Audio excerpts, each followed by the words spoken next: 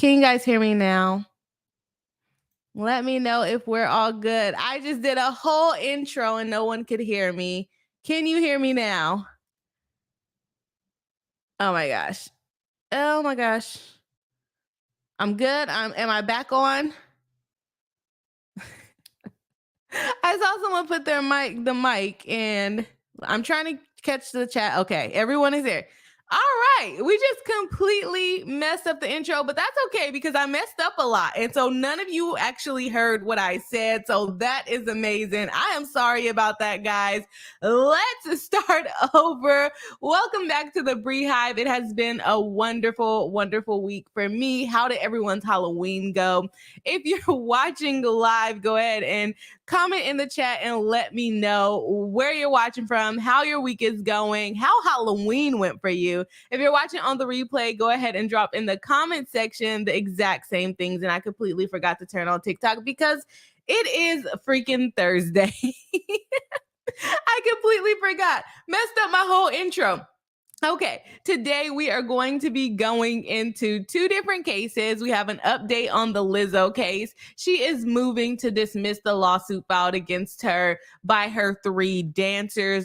Was that last week or the week before? We went over her answer in which she threw the whole kitchen sink at everyone, or not everyone, at the court, letting them know why this case should not go forward. Now she's filing her motion to dismiss, which is going to give us a lot of information, a lot of intel into what may have actually happened. As I think that the dancers conspired against her because, whatever reason.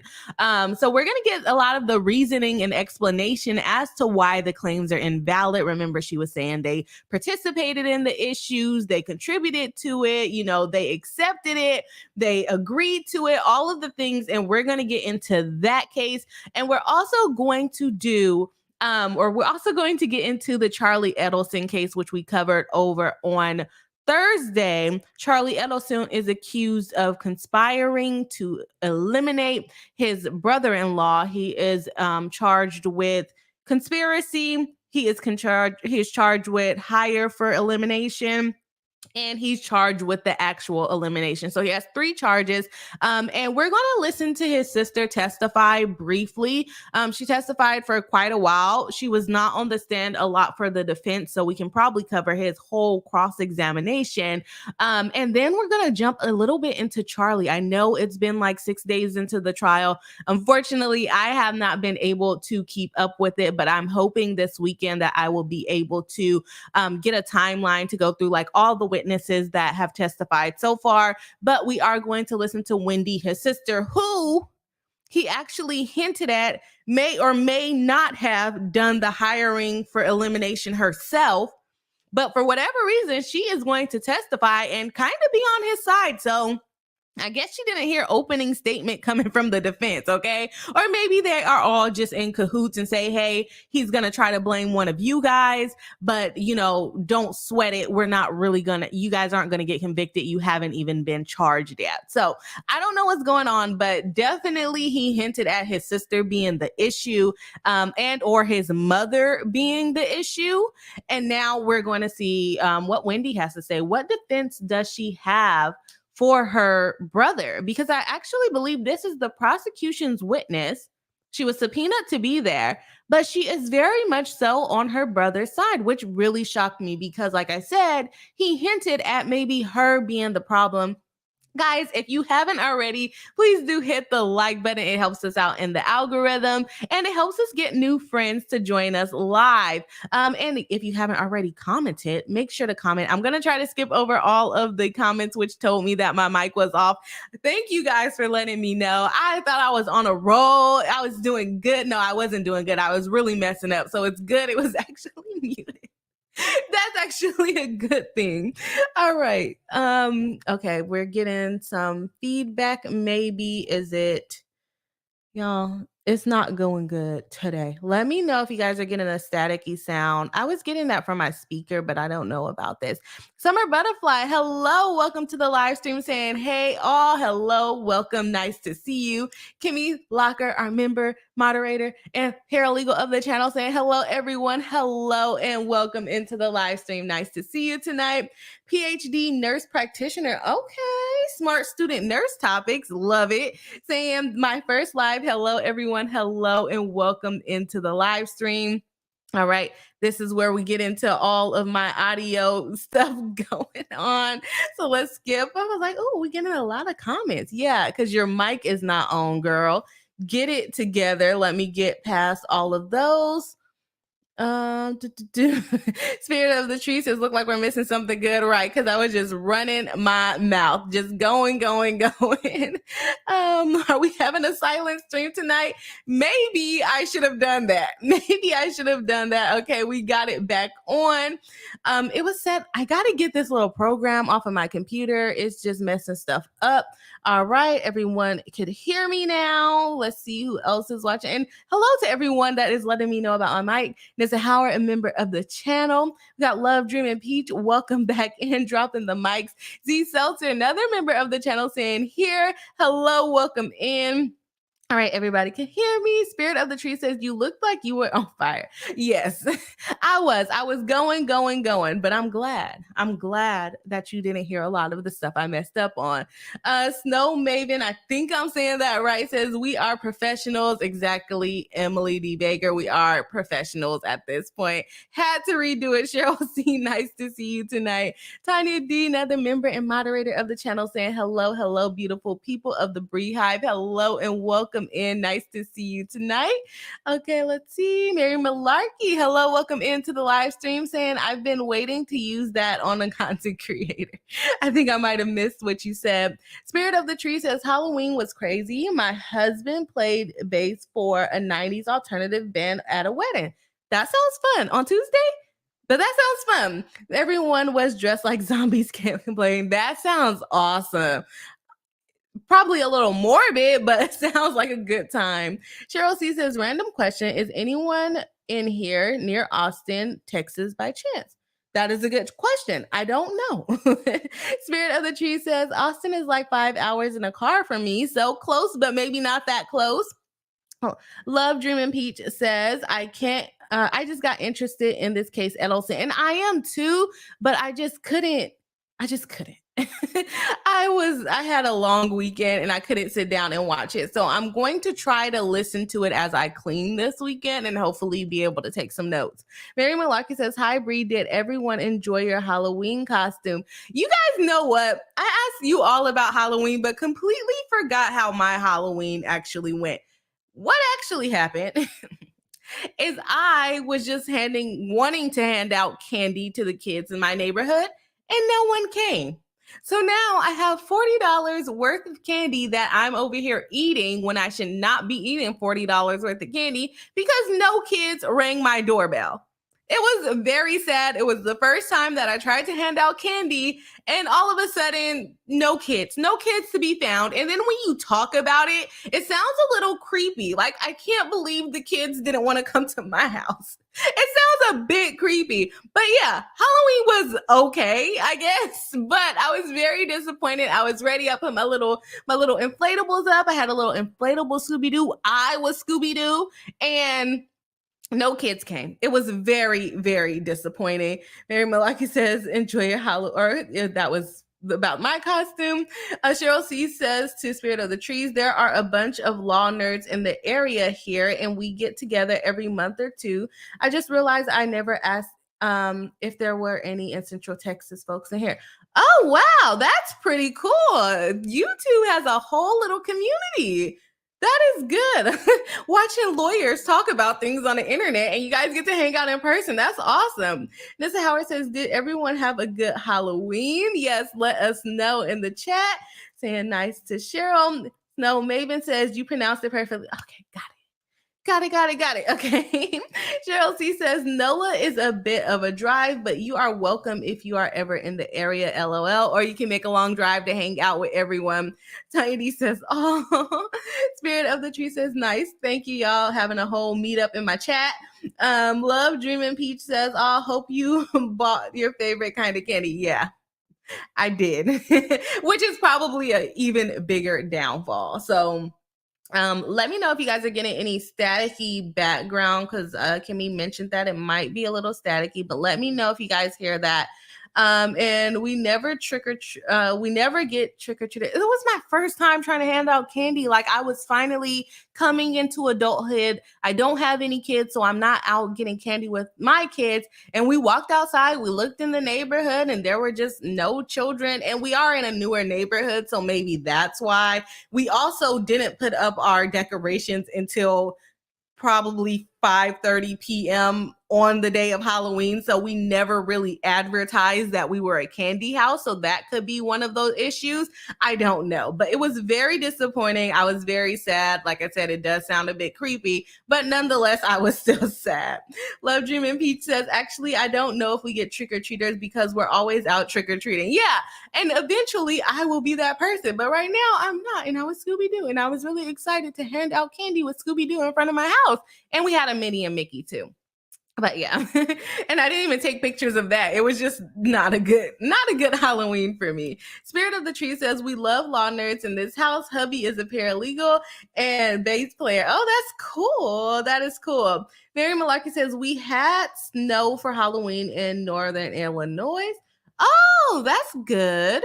Well, is snow good? I think snow is good. I like snow.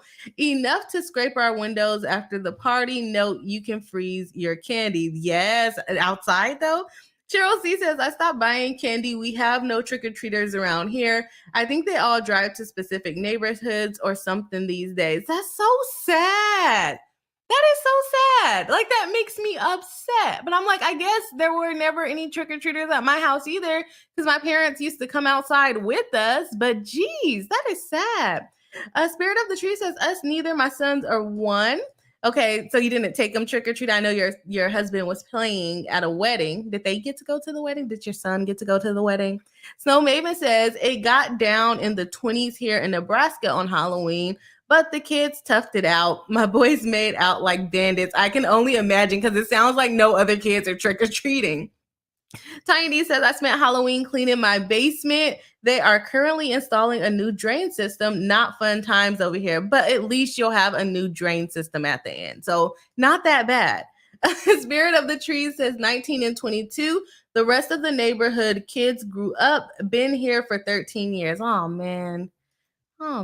Okay, you were saying 19 and 22. So it's not a 1-year-old, it's a 19-year-old. So they're not really trick-or-treating, right? Snow Maven said, I wanted to go trick-or-treating. I should have went trick-or-treating at this point. Snow Maven says, we always go to my brother's neighborhood. One of his neighbors gives out books every year. Yeah, I wouldn't go to their house. I'm here for the candy. Okay? Okay. And they said there's like this new thing where the parents only let their kids keep like a sandwich bag full of candy, and then they put their candy outside, and then the switch witch comes and gives them a toy instead. Like, no, I want my candy. Like, what are you talking about? A switch witch? Have y'all ever heard of a switch witch? Like, that's completely new to me. They don't want their kids eating candy, which is strange if you ask me. Okay, let me know in the comments or the chat. We are going to go ahead and jump into the Lizzo lawsuit because we have a lot to get through with Wendi and her brother and their murderous tendencies. Hopefully YouTube does not, strike me for that. Okay, let's jump right into Lizzo. For those of you who do not know the Lizzo lawsuit, Lizzo was sued by she was sued by 4 different people, 3 of which were dancers who sued together, and she is moving to dismiss the lawsuit. She actually filed a declaration with this. I don't know if we'll be able to find the declaration. This Kimmy got this one for us. Was Lizzo's declaration available, Kimmy? Let me know, because I would like to see what she says from her point of view. Okay, we're going to skip all of this stuff because it's a lot of words and mumbo jumbo, and we're going to get into it later on in the lawsuit, the motion to dismiss. Anyways, Lizzo against her 3 dancers. all the cases cited. Let's go ahead and jump into the introduction. Plaintiff Ariana Davis, Crystal Williams, and Noel Rodriguez filed this salacious, ooh, good word starting off, salacious and specious, I don't know how that word, specious lawsuit against defendant Melissa Jefferson, aka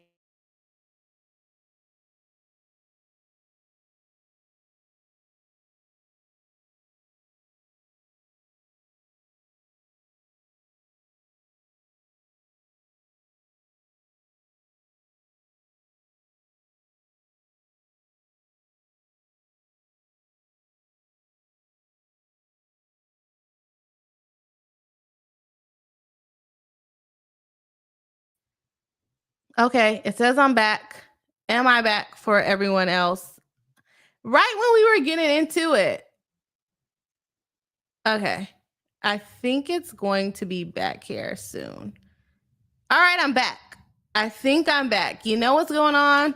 Y'all friend Alpha is downstairs watching a movie, and I don't know if it's messing up my Wi-Fi, but I am back on my end. Let me know if you guys can see and hear me. It has been a freaking night, okay? And we're only 18 minutes into the live stream. We had no mic. We've had system cutting out, but we are back. Okay. So they're suing Lizzo, Big Girls Touring Inc., and Shirlene Quigley because they have an axe to grind. Okay, we're getting in with the colloquials going on. Williams and Davis were terminated from their employment as big girls following a pattern of gross misconduct and failure to perform their job up to par. Plaintiffs missed flights, arrived late, and hung over to rehearsals, and drunk to performances, entered into consensual sexual relationship with male crew members on tour, exhibited a rapid decline in the quality of their dancing and professionalism, and ultimately conspired to make and disseminate an unauthorized recording of a creative meeting with Lizzo and the dance cast. Now, see, I knew Lizzo was going to come with the tea. I knew Lizzo was going to come with the tea because I started to say as we were reading it, this sounds like they're putting this together. This doesn't sound right to me. Like you guys are kind of pushing it, in my opinion. And now Lizzo, assuming what she's putting in this motion to dismiss is true, is giving us the tea about what's really going on. They were the hoochie mamas in this case, okay? Is what she's saying. They were the ones drinking and not performing up to par. So let's go ahead and see this. When plaintiff's wrongful conduct was uncovered, Rodriguez preemptively resigned to avoid termination and proceeded to insult and interrupt Lizzo in front of the other dancers. On her way out, Rodriguez had some choice words for dance captain Quigley. F you and your Jesus. I can't even say it. Oh my gosh, oh my gosh, where are we at? Let me get my little sensor going. He said, F you and yo Jesus. Not you cussing in the same sentence as saying Jesus. Whoa, okay? A few months later, plaintiffs embarked on a press tour vilifying defendants and pushing their fabricated sob story in the courts and the media. That ends today. Okay, girl. And y'all, by the way, I forgot to say at the beginning of the stream, this actual motion to dismiss is going to be heard on November 22nd, 2023. So we should have some kind of outcome come up by the end of this month, November 22nd. Now, is this going to be like a legal basis to dismiss it, or is Lizzo just throwing shade? I don't know. This is a live reaction. Let me know what y'all think in the chat and in the comments. Do you think that this is like legitimate legal argument, or do you think this is just Lizzo throwing shade? Go ahead and drop it in the comments. Let's see. Okay, 18 members of Lizzo's touring company have signed declarations under penalty of perjury that directly refute plaintiffs' false narratives about their experiences on the set of Lizzo's reality competition series, Watch Out for the Big Girls, and as dancers on the special tour. The sworn testimony of these non-party witnesses and of defendant Lizzo and Quigley, backed by uncontrovertible documentary evidence, excuse me, including photographs and videos of plaintiffs and contemporaneous records of their words, intentions, and conduct, confirmed that plaintiffs are not victims of harassment, discrimination, or hostile work environment, or any other tortious acts they have alleged in the complaint. Far from it, they are opportunists. I don't know why I believe Lizzo, because I think when I was reading the complaint, I was like, I don't know, this doesn't sound right for me. I believe Lizzo, and everybody was coming at her saying the complaint said all of these things that it didn't say. And now I'm like, okay, Lizzo, bring the tea. Okay, bring the tea. Before they were held accountable for underperforming and violating the terms of their employment, plaintiffs were defendants' biggest fans. In mid-April 2023, after many of the events alleged in the complaint, Davis applied to work with Lizzo again on a second season of WAFT BG is what I'm going to call it. Watch out for the big girls. In her audition video, she heaped praise on the Queen Lizzo herself, described working with her as so amazing and such a beautiful journey, and declared, I look up to her so much, I just want to follow her in her footsteps. That's from Lizzo's declaration, which we should probably read eventually. Hours after she was let go, Williams changed her return flight so she could spend more time with the dance cast and asked tour manager Molly Gordon if she could attend Lizzo's show. In a similar vein, after Williams' termination, her agent sent an email to tour management stating, I know she appreciates all of Team Lizzo for the opportunity and is grateful to have been a part of the team. Significantly, after plaintiffs returned home in late March 2023 after the European leg of the special tour, which is portrayed in the complaint as a hellish ordeal, plaintiffs had the choice whether or not to continue dancing with Lizzo. All three did return for the third leg of the tour. If they had been subjected to the appalling harassment and discrimination alleged in their lawsuit, why would plaintiffs have chosen to return? Okay, they are calling them out. Okay. Plaintiffs auditioned and competed to be one of Lizzo's big girls because they admired her as an artist, performer, sex symbol, and advocate for sex positivity, body positivity, diversity, and inclusion. Plaintiff stars rose. What does it say? Plaintiff stars rose along with Lizzo's as part of her mission to show the world that people who look like her can dance and perform at the highest level. They received a leg up and an incredible opportunity to take their careers to the next level precisely because Lizzo herself had worked tirelessly to break the stereotypes society imposed on outspoken, sexy, confident, plus-size women of color. Plaintiffs had it all and they blew it. Instead of taking any accountability for their own actions, plaintiffs filed this lawsuit against defendants out of spite and in pursuit of media attention, public sympathy, and a quick payday with minimal effort. Are y'all on Lizzo's side or the dancer side? Let me know. All right, because a lot of the claims, I'm like, I don't know if they can quite make it. But with the tea coming out, I'm loving it. And I'm surprised not as many. Maybe I wasn't on social media this weekend, but a lot of people are not covering this. Okay? Defendants respectfully submit that defendants respectfully submit that this motion should be granted because plaintiff's complaint as a whole and each cause of action alleged therein arises from speech and conduct in furtherance of the exercise of defendants' constitutional right of free speech in connection with issues of public interest, and because plaintiffs lack any competent admissible evidence to support their claims, let alone demonstrate a probability of prevailing on the merits. And they're calling them out because a lot of these cases, they settle before it even gets to the lawsuit. Lizzo is basically saying this is not going to settle before it gets to the lawsuit. And I'm going to bring all these dancers in that's going to basically contradict everything that you heifers had to say. Okay? Sorry, I didn't mean to call them that. But either way, she is like, okay, y'all want to say this? Well, I got a declaration from 18 people basically saying that what they said is a lie. But are the declarations enough for a motion to dismiss? I don't know, because the motion to dismiss is a failure to state a claim, and the court has to assume that the facts as presented are true. Just because you submit declarations that what they said was not true does not necessarily mean that the court will dismiss the complaint. So I'm going to go ahead and jump into the chat and see what the chat is saying so far. Let me see.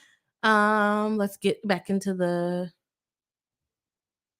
right. Spirit of the Tree says, if you're here, smash the like button. Yes, of course. And if you're watching on the replay, make sure to hit the like button as well. Snow Maven says, yeah, we're not about to that switch witch live. Yes, I agree. That's when we're talking about Halloween. The Spirit of the Tree says, I went and got clearance candy from Wally World. That's what I normally do, but I don't need no more candy, y'all. I'm supposed to be on a diet, and I'm eating all this candy. Tiny says, I'm too old for this stuff. Never heard of a switch witch. Like, I heard of it on TikTok. I have never heard of it before either. Snow Maven says, we have a candy monster. The kids have to leave out candy for the candy monster so the kids don't get eaten instead. Oh, that's you're not even going to give them a present. You just go take the candy so you can eat it yourself. A Spirit of the Tree says dancing queen, saying yes. Nissa Howard says tech issues tonight. Yes, we are not doing well tonight. Spirit of the Tree says we got you. Thank you guys for hanging in there with me. It's been a tough night. Spirit of the Tree says, whoa, that's ground for a suit. Which one? And Ward, hello, welcome into the live stream. Nice to see you tonight. We got one group of kids talking about trick-or-treating here in Miami, but we live in a Haitian neighborhood and they don't celebrate Halloween, really. That makes sense. So we're used to it. We buy some candy anyway, but I end up eating it. That's what's happening here. But my issue is I bought $40 worth of candy, Costco size bags worth of candy, completely out of control, because I thought there was going to be kids. I thought like kids from the neighborhoods next to this, like it's a big freaking housing development. I thought we would get some people. Spirit of the Tree says, I'm with that. And Word says, I believe Lizzo from the start. Their paperwork was suspicious AF. I know. And a lot of the things they were claiming, they're like sexual harassment because we went to a club after dance hours being there. I was subjected to a man's butt cheeks. Like, okay, you went to a strip club. Like, what, did you not expect to see butt cheeks? Because that's kind of in the name. Like, oh, it's not in the name, but strip club equals butt cheeks, right? Spirit of the Tree says, interesting suit so far. Yes, I agree.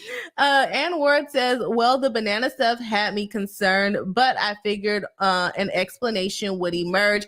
Now, that one is, I think, the only one that I said may be sexual harassment. Also the thing about asking the girl about her virginity is a little out of pocket. No, it's a lot out of pocket. Okay. So those two things I would agree there's probably some merit behind that, but they're asking for the court to dismiss certain parts of it, probably especially the people who I say really don't have a claim. But I think the banana thing is an issue. And I think asking that girl about her virginity is an issue for sure. The disability thing, I don't think is an issue because no one knew that when she gets anxiety, she goes blind. I don't think that's an issue that can survive. And I think I got that one right now. And it says Heifers. Yes, I did. Got to keep it to myself. Pamela Cowan says Lizzo. Absolutely. Hello, welcome into the live stream, Pamela. I am on Lizzo's side at this point. And Word is smiling. Tanya D says to Ann World, you always come with a spicy take. I'm here for it. Yes, of course. Chantel says hello to everyone. Hello, nice to see you in the live stream tonight. Spirit of the Tree says a lot of out of pocket. I agree. Ray says hi everyone. Hello and welcome into the live stream. Nice to see you tonight. Spirit of the Tree says yep. Ray says I was concerned about the false imprisonment claim too, but I don't know about much else.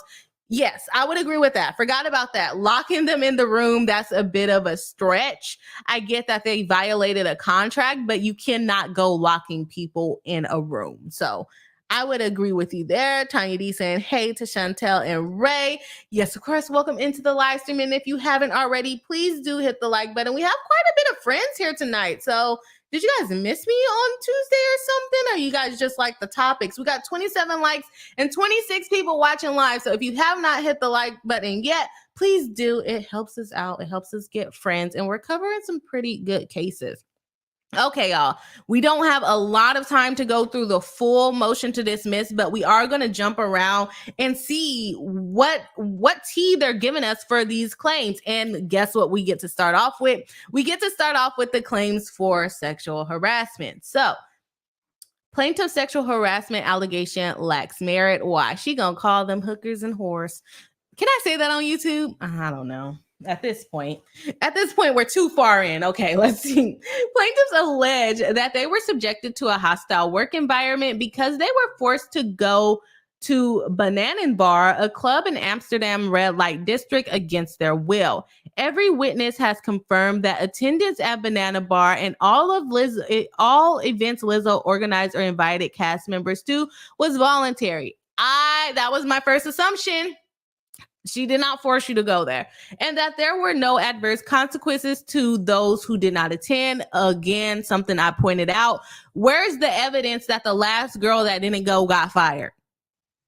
Where's that evidence? You just thinking that is not enough. So I would agree with that one. So maybe this is not all shade. They cite a bunch of the declarations that were submitted along with. Contrary to her claims, Davis was not forced to do anything against her will at Banana Bar. Sound like peer pressure when we first went over it. The next day, Davis and Rodriguez described their wild night, including when they went out to other sex clubs in the red light district after leaving Banana Bar. They left that part out, of course, right? Davis happily described that she touched a performer's breast and that the girl smelled really good. Plaintiff also alleged they were pressured to attend a show at world-famous Crazy Horse in Paris, France. All evidence flatly contradicts this claim. Davis sent a text message to Gordon enthusiastically accepting the invitation to Crazy Horse. I would really like to go. Not they got text message evidence. Oh, man.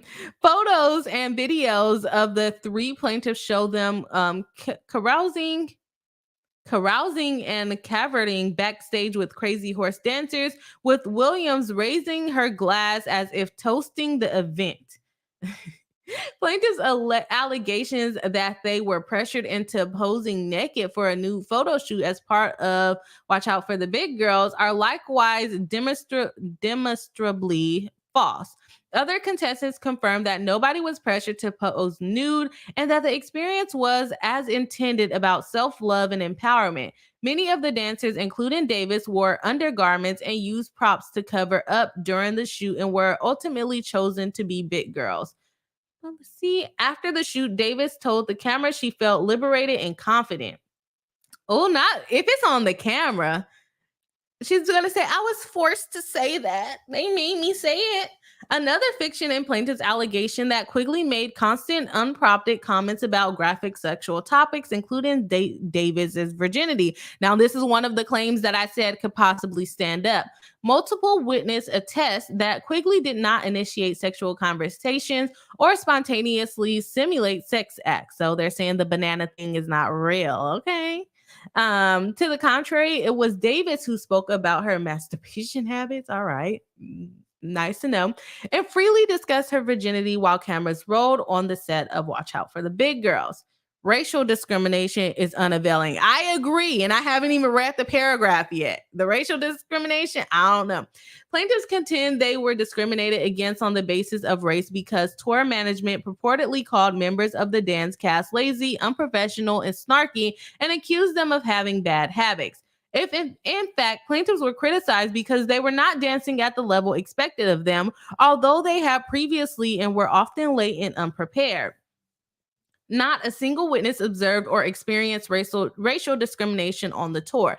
And again, on that particular thing, I did point that out. They said, oh, they only called the black girls lazy. And I'm like, how do you know? Did you talk to the white girls? Did you ask if they were called lazy too? So to just say there wasn't like you black lazy chick, like they didn't say that. They just said you're being lazy, like dance instructors often do say, and they don't necessarily ever say it in the nice way, even if they were skinny dancers, even if they were white dancers, even if they were black dancers. So I can't get behind the racial discrimination. So I'm glad that she pointed that out, and that paragraph was not even long because I don't even think it needed to be long in that particular situation. Let's go ahead and see about the religious harassment claims. Plaintiffs allege that they were victims of religious harassment because they were forced against their will to pray before rehearsals and shows. I've been on dance teams. I'm not religious, and people prayed before dances and shows. It's not, I don't think it's offensive. It may be offensive to some people, but I don't think it's offensive. Every member of the touring party attests that no one was pressured to pray or face punishment if they did not participate in prayer circles. All you do is have to stand there. Plaintiffs also falsely claim that Quigley created a hostile work environment because she proselytized aggressively to other dancers against their will and exhibited hostility towards those who disagreed with her religious values. Numerous witnesses testify that they did not observe Quigley harassing people about religion or treating dancers differently based on their religious belief. To the contrary, Quigley treated everyone with love and respect as dance captain, regardless of their religious beliefs. Plaintiff's own religiously oriented message to Quigley are inconsistent with the harassment claims. So basically, it's going to be a whose side do you believe? Because it's going to be a who he said, she said, other than when you watch the videos. And then the videos, they're going to testify, yes, I said that, but I was pressured into saying that. I don't really agree with that. I just did it so that I can keep my job. Okay, let's get into the disability thing. Like I said, I don't think they're going to be able to prevail on that one. Okay. So there is no evidence of disability discrimination or body shaming. Every other dancer on tour adamantly refutes plaintiffs' outlandish allegation of purported fat shaming and body shaming. Like, how would they do that? The whole team were bigger women. Let's see. Indeed, each witness confirms that Lizzo and her camp promoted a culture of self-love and kindness. Davis also alleges she was subjected to discrimination based on a disability because she was made so anxious during a rehearsal that she urinated on stage instead of using the bathroom. That is also not a disability. I mean, I guess if it makes you pee, that's what she's claiming as the disability. Every performer's testimony completely contradicts Davis' absurd claim that she had no choice but to urinate on herself during a production run-through. Others left stage during rehearsal for various reasons and were never penalized, scolded, or otherwise adversely impacted, even if they missed a cue, mark, or number. I didn't believe that claim either. What do y'all think? Plaintiffs claim Davis was the victim of disability discrimination because she was interrogated, insulted, and body shamed by Lizzo and Scott during a private meeting on April 21st, 2023. Testimony of everyone else present at the meeting refutes this characterization. Rather than an interrogation, Lizzo and Scott initiated a caring and supportive conversation, proposing accommodations to protect Davis' mental and physical health and well-being. Other members of the touring party also felt genuine concern for Davis because she seemed unwell, both in terms of her lax hygiene. Ooh, not y'all calling her hygiene now. Her lax hygiene and health, and her mental instability. Many observed that Davis' own insecurities led her to twist Lizzo's offer of support into something nefarious. Lizzo's camp was committed to the health and safety of dancers of other performers. Let me see. That is okay. Let's see the last one. Plaintiffs claims they were subjected to harassment, but they repeatedly failed to avail themselves of the grievance procedures put in place for them. They basically had remedies within the workplace, and they never really took the steps to get their remedies in the workplace before filing this lawsuit. Because they were fired, and now they're basically trying to I agree with Lizzo, get some fame behind it, because like a lot of people even covering the lawsuit, It didn't even say what they said the lawsuit said. Okay. Okay, where are we at?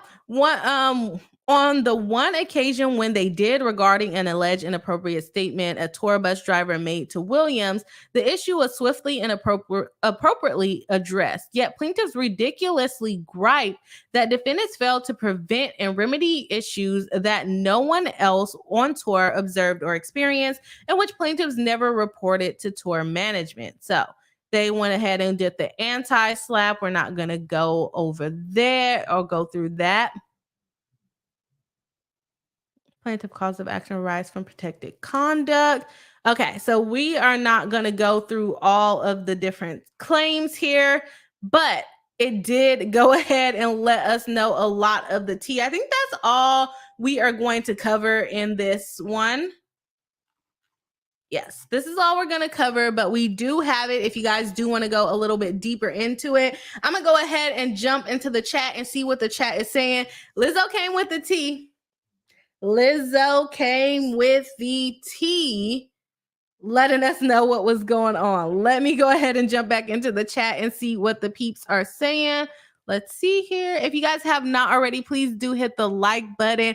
And if you're watching on live or on the replay, drop where you're watching from if you're watching on replay, because we already talked about it here on live. Okay. And if you guys are not subscribed yet, I don't know what we're waiting for. Make sure you hit the subscribe button. Okay, let's see where we're at in the chat. I think this is where we were. Spirit of the Tree says, I wasn't sure yet, but yeah, if this particular moment in the case, I am on Lizzo's side, based on what her team is bringing. I agree. I'm with Lizzo at this point. Ray says, hi to Tiny D. Hope you're having a great night. Spirit of the Tree says, sorry, voice to text makes me. Yeah, I saw. I did see that. Tiny D says, that digital footprint gets you every time. Yes, you're on video, you're on text message. People are saving these things. Y'all, the text messages in my phone stay in my phone. Like, I do not delete my text messages. I do not have the delete after 200. Like, no, they are there unless I really don't need that conversation anymore. Tanya D says, seems like she was embarrassed after her behavior. Most likely, people probably talking about them. Sokatoa says, hi, a few minutes behind listening on 1.25. Hello, welcome to the live stream. We can't wait for you to catch up with us.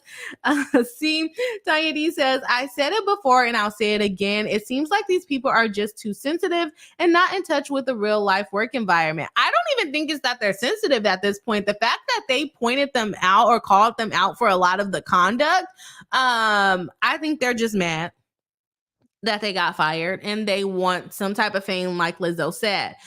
Or like Tanya D said, they are too sensitive. But right now I'm feeling more like they mad. Ray says, seems like dancers often read into things like that weren't outright said. I think a lot of this will be left up to witness credibility on the stand and if it gets to trial. Yes, I totally agree with that. It's going to be, who does the court believe? I think having 18 people testify to the same thing, people are probably going to lean more towards that than disgruntled workers who were actually fired from the company. Are there some things that could possibly go forward as, violations of these people? I think yes. I think that there are some things that could potentially go forward as violations, but I also think that there's a lot of things that will be dropped out of this lawsuit. And on November 22nd, we will have some information about what the court thinks should be dropped out of this lawsuit. Like I said, the court has to take the complaint on face value. If these are claims sufficient enough to state a claim, are they really going to take all the declarations into consideration? To tell you the truth, I don't know, because I don't practice civil law. So, but they are supposed to take the complaint on face value. They're not supposed to be looking at outside sources. From what I learned in law school, I didn't go that far into going into actual civil practice. So, that's a different thought. I don't know. I don't know if this will qualify as sufficient evidence to dismiss the claim, right? Just because there's people to contradict it doesn't mean that if the statements are true or the court believes that the statements are true, even if all 18 people testified in favor of Lizzo, the court could still say, I believe the 3 dancers. So I don't think they'll dismiss it for that reason, but I guess we will see on the 22nd because I really don't know. Ray says the dancers, not dancers in general. Okay, and the world says sure did. Miss Monica Curry says North Carolina. Hello, welcome into the live stream. Nice to see you. Nissa Howard says I feel like it's a communication issue on the dancers side. I think they're mad they got fired. Spirit of the Tree says right, fired, mad. Yes, that is true. Paula Mia saying, hey, hello. Nice to see you in the live stream. I feel like I haven't seen you in a while in the live stream, but we're happy to have you here tonight. All right. So we just covered Lizzo and her motion to dismiss. She brought us the tea with some things that were going on. They have some more information listed in here. This thing is like 30 pages. I don't have time to go through it today. Oh, it's like 20 pages, but we don't have time to go through it today because we have to go and talk about, who do we have to go and talk about? I'm messing everything up backstage. Let's see. We're going to go talk Adelson. Did you guys miss my graphic over the week? I know it's been a week since I streamed. I have not perfected my graphic. So we are going to talk about Adelson, Charlie Adelson, being accused of elimination of his brother-in-law, conspiracy to commit elimination, and elimination for hire. For those of you who do not know what I'm talking about murder. Okay, he's being accused of getting rid, if you know what I mean, getting rid of his brother-in-law. And guess who testifies on the first day? It is... Okay. Kimmy is in the process of making us a PowerPoint to go over the timeline of the witnesses from the first day because I have not had time to watch it. So she is helping us out on that end. We are going to talk about Wendi, Mr. Charlie Adelson's sister, who was married to I think his name is Dan Markel. She was married to him. This is the sister who the prosecution is alleging that he did this for. And if you were here for opening statements, you know, or you should have caught because I mentioned it, he's basically hinting at he did not hire for elimination, but maybe someone in his family, i.e. his sister, his mama, or his daddy hired for elimination. But sister still gets on the stand and testifies in favor of brother. I don't know how I would feel about it. Maybe she missed opening statements from his attorney, or like I said, maybe they are all in cahoots with everything and they agreed that he's gonna blame her. And then if she ever gets charged, then she's gonna blame him, but he'll be, you know, kind of exempt because if he gets off, they can't then bring the charges back against him, or she's gonna blame the mom, then the mom will get charged and the mama blame daddy. I don't know what they have going on, but she was still on his side. So let me go ahead and see if I miss any chats before we get into that. Tanya D, love that little beat. Thank you. I need to be more proud of the work that I do. Thank you. That took me some time and I've never done such a thing. So I need to be proud of it. And where it says, I'm H-Man. I saw some of that today. Woo. Yeah. And we're going to touch on a little bit of his own testimony as well. It is, Kimmy, let me know, it is Dan Markel. And then it's okay. All right. I literally just pulled the clip of just her testifying. So we got that and we're ready to go. And we have the cool little extension that Kimmy got for us last time that makes the volume louder. So I'm going to go ahead and start playing the video. Did I already kind of give a brief reminder of what's going on in this case? We're going to watch how she testifies. It is going to be a little bit sped up, or a lot of it sped up because they talk really slow here. I'll go for 1.5 this time because 2 was too fast. We might bump it up to 1.75 if she's taking too long. I don't have timestamps, but we may still jump around a little bit. I want you guys to hear what she introduces herself out as. I will give you a hint. She is a lawyer just like us over here on LawTube, okay? She's a lawyer just like us, and that shocked me. That shocked me. She went through a divorce case with her ex-husband. The allegations is that she wanted to take custody of her kids into a different state. He didn't want her to take them, so they eliminated my guy. Not to make light of it, because it is pretty, a horrific thing to go through. He was basically shot in the head 2 times in his own driveway. Execution style. And the people ran off. The people that actually did the elimination are already in jail. So we're going to get into a little bit of her feistiness in a moment as well. Layla660 says, bless your heart, you're doing such a good job dealing with strange YouTube rules. Yes, thank you. Thank you very much. I'm trying here. Ray says, I thought the defense that he was being extorted by his girlfriend and his ex, not blaming the family. I haven't been watching live though. That is his defense. That's part of his defense, that he was being extorted. But also in his opening, they said there's money. Other people in his family had access to the weirdly stapled $100 bills. He likes to staple his $1 or $100 bills and stacks of 1,000 and keep it in the safe in their dental office. But he blamed the family for having access to that money too. So essentially, he's blaming mom, who did the office management, or dad, who had access to the money, and sister maybe too. I don't remember exactly what they said that made me feel like they were blaming the sister, but definitely the mom and dad. He is stating that they also had access to the money. So why are y'all blaming me? Okay. All right. So I said, bring that feistiness. Let's see if we got some feistiness for them today. I'm going to go ahead and blow it up for us. Let's go ahead and get a bigger screen. And this is Wendi Adelson. This is the wife of the man that they eliminated. Let's see what she has to say. All right. Hey, can you guys hear it okay?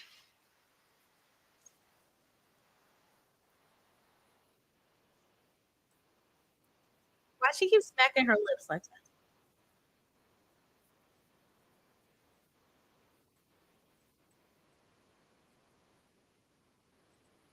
And let me know if it's too fast for you guys. So she's been a lawyer since 2006. And listen to this.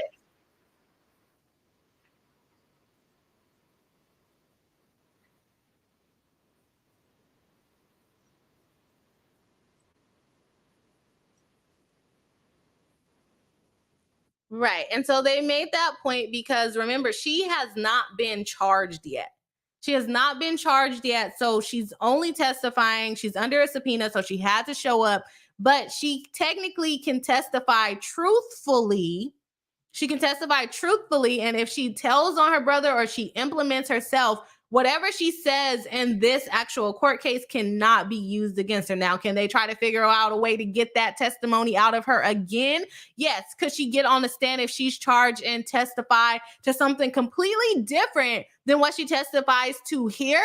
Yes, and they cannot use it against her. They cannot perjure her for it. So she can get up here and lie and then go into her own lawsuit and basically lie too, because they won't be able to use anything that she says here in a lawsuit or in charges against her, in a trial against her. Again, this is the prosecution's witness, which is usually supposed to be on the prosecution side. But she's also a subpoena witness. So they have to get ready for her to potentially be a hostile witness, i.e., she's not giving them the answers that she wants. She didn't really participate with them getting answers from her prior to this. They're kind of like, hopefully she tells the truth at this point. So let's get back into it. And you guys cannot hear the video. Well, I explained a lot of it. So hopefully you can. Let me see. Oh, you know what I did? Come on, Bree. Technical difficulties, of course. Let's try it again. Let me remove this. Stop the share screen. We are professional. We're going to get it together. I'm going to share the window. Okay, let's do this. Share tab, share entire screen. Also share the audio. Boom. Now you guys should be able to hear it. So she says she's a lawyer. She's immune from prosecution. That's basically all she said. So we're not going to rewatch it.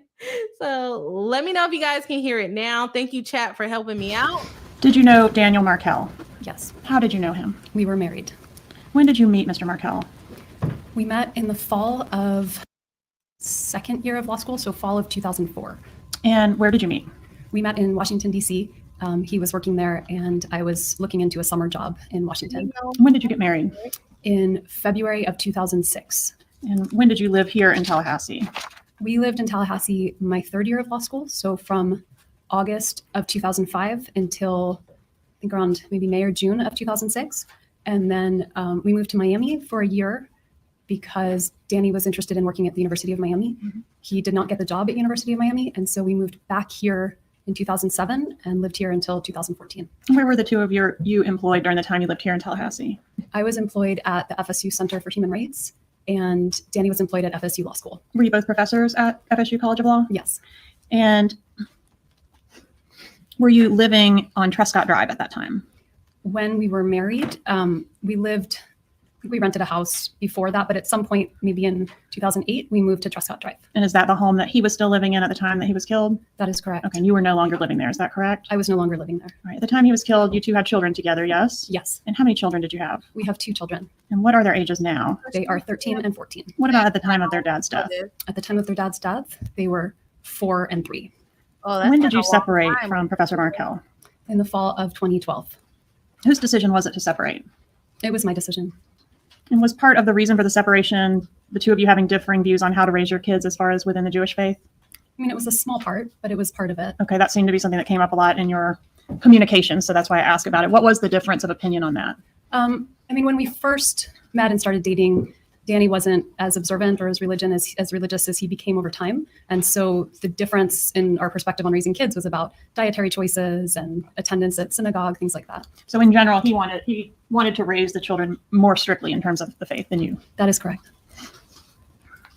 Did you move out of the marital home while Mr. Markell was away on a business trip? I did, yes. All right. And did he know that you were moving out when he left for the business trip? No, he did not. Where did you go when you left the marital home? I rented a home in Tallahassee. Where was that? Do you remember the address? Aqua Ridge Way. 3303, sound right? That's right. Okay. And what was the custody arrangement once you moved out of the marital home? I mean, in the beginning, until we had a formal custody arrangement, we were just finding ways to share custody. I remember that first weekend his parents came, so I made sure he had the children all weekend while his parents were visiting from Canada.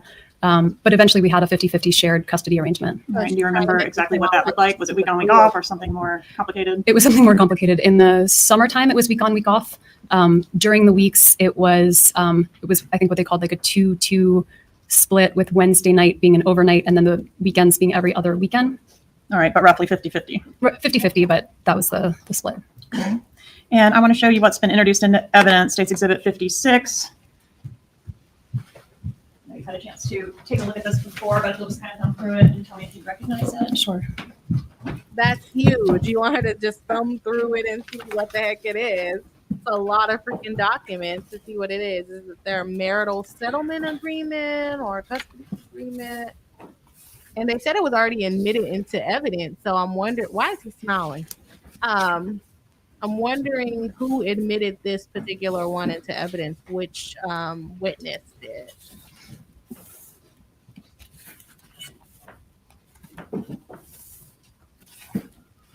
I don't know why they have it. Do you recognize the exhibit? I do. Is it a fair and accurate copy of your divorce file? It looks like it, yes. All right. And is it fair to say this was a contentious litigation process that you had with your ex? It was. Because it's a lot of darn and papers. I want to ask you about a specific filing in there. It's on begins on page 43.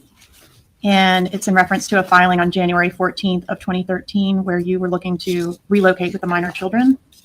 Do you recall that particular filing? I recall the filing. You said 43. I'm not sure I'm. Oh, okay. Yes, ma'am. Yes. On the bottom, there should be page numbers for you. Yes. So they're pointing out that she wanted to move. Yes, I recognize it. Okay, and that's the filing in reference to your motion for relocation? Yes. Okay, and did you file this motion with the intent to not be successful? No, it's 500 and sorry, I don't understand. You suggested that you never thought that was going to be successful, did you? I thought there was a small chance that it would be successful, but not very likely, no. Okay, and weren't you thinking, well, maybe Danny would be happy working somewhere else because he's mentioned applying elsewhere, so maybe he'll allow the relocation? And it was well, he and I talked about the relocation. So when we talked about it, he thought, well, if I can live nearby in Miami, that might work, and then I could commute to FSU. I didn't mean for him to to leave FSU, but he wanted to leave FSU at some point. So that was just a matter of time. She's So you thought it might be successful. blaming him. Sure. I mean, I thought it was possible, but not likely. All right. And page Even if our 46 of emotions that document, would be agreeable to it. paragraph E Exactly. references the job offer. The wife also desires to relocate to South Florida in order to provide a better quality of life for the children by increasing their access to close family and providing more stability and consistency. Who is the close family in South Florida? The close family would have been my mom and my dad and my brother. And which brother is that? My brother that's here today. Charlie Adelson? That's correct. Okay. What's your mom's name? My mom's name is Donna. Donna Adelson? Yes, that's What, her name. what about your dad? My dad's name is Harvey. And where did Donna and Harvey live back in the time frame between 2012 and 2016? They lived at the home I grew up in Coral Springs. Yes. And how far do they live away from you Yes. currently as we sit here today? Currently, depends on Miami traffic, but anywhere between 15 minutes and an hour. Right. And what kind of a relationship do you have with your parents as we sit here today? I have a good relationship with my parents. And has that always been the case? I would say so. Can you describe the relationship that your mom has with your boys? I think it's very loving. I think she's a very dedicated grandmother. She spends a lot of time with them, doesn't she? She does, yeah. And when they were little and you first moved there after Danny's death, how much time was she spending with them? When I moved there after Danny's death in 2014, How much time was your mom spending with the boys? I mean, we were all living together at that point. So we were spending every day together. How were your parents employed? Are they retired now? They're retired now. What are they retired from? My dad was a dentist, and my mom used to coordinate, kind of be like an office administrator at his practice. And did she write the checks at the practice? Paychecks? Yes. She handled all the bookkeeping. What was the name of the practice? The name changed over the years, but probably the name when they retired was the Adelson Institute. And were your parents wealthy at the time that your husband was murdered? I mean, my parents worked their whole lives to support us, right? So I think the business did well for a period of time. About $2 million in profit each year between 2013 and 2016. They Sound right? never talked to me about money, so I have no idea how much the business made at any given point. Did you discuss your marital problems with your mom at all? I did, yeah. Okay. What about the resulting legal issues? Was your mom read in on those things? I mean, I definitely updated her about the results of the relocation when that petition got denied, but not kind of the ins and outs of every part of our divorce. What about your dad? Was he invested in your divorce status? I think the same as my mom, just worried about me and worried about the boys. What about your brother? Did he take an interest in the ins and outs of your divorce? No, not really. Did he need to protect you from Dan Markel? Her brother. No, I mean, I don't think I need protection. Were you physically in danger from Dan Markel? No, I wasn't in danger. Did the litigation revolving around the divorce and the subsequent issues that arose, did that impact your family back in South Florida? I mean, only to the extent that I think they felt bad for what I was going through, but I want to show you an exhibit that I've marked as State's Exhibit 59. Sorry, 57, Your Honor. You've seen this one before as well. Does that look familiar? I don't remember it, to be honest. It's from 10 years ago. Take a moment to look through it. Sure. They're giving her all When you're done, I'll They're let opposing counsel take a look at it, but go ahead and let us know when you're done with doing it. But she's supposed to be their witness, so I don't know why they're doing that. I mean, it's not going their way. So yeah, at this point, I would say that she's a hostile witness. What do you guys think? Is she a hostile witness at this point? She has an excuse for everything, which is interesting. And then Tiny D says she can barely hear me. Are you guys able to hear me okay?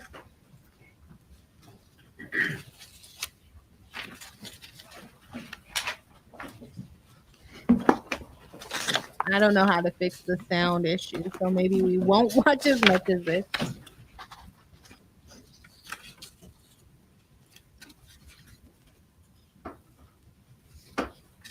Well, we didn't have this problem last Thursday, so let me see if I can figure out something else.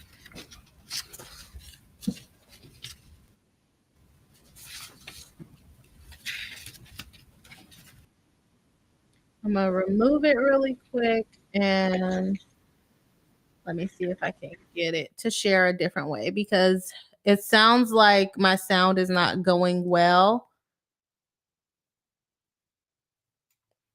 The sound on the video or me is muffled. Technical difficulties tonight. Let's see what we can do to fix it. Okay, let me try to do it by the screen.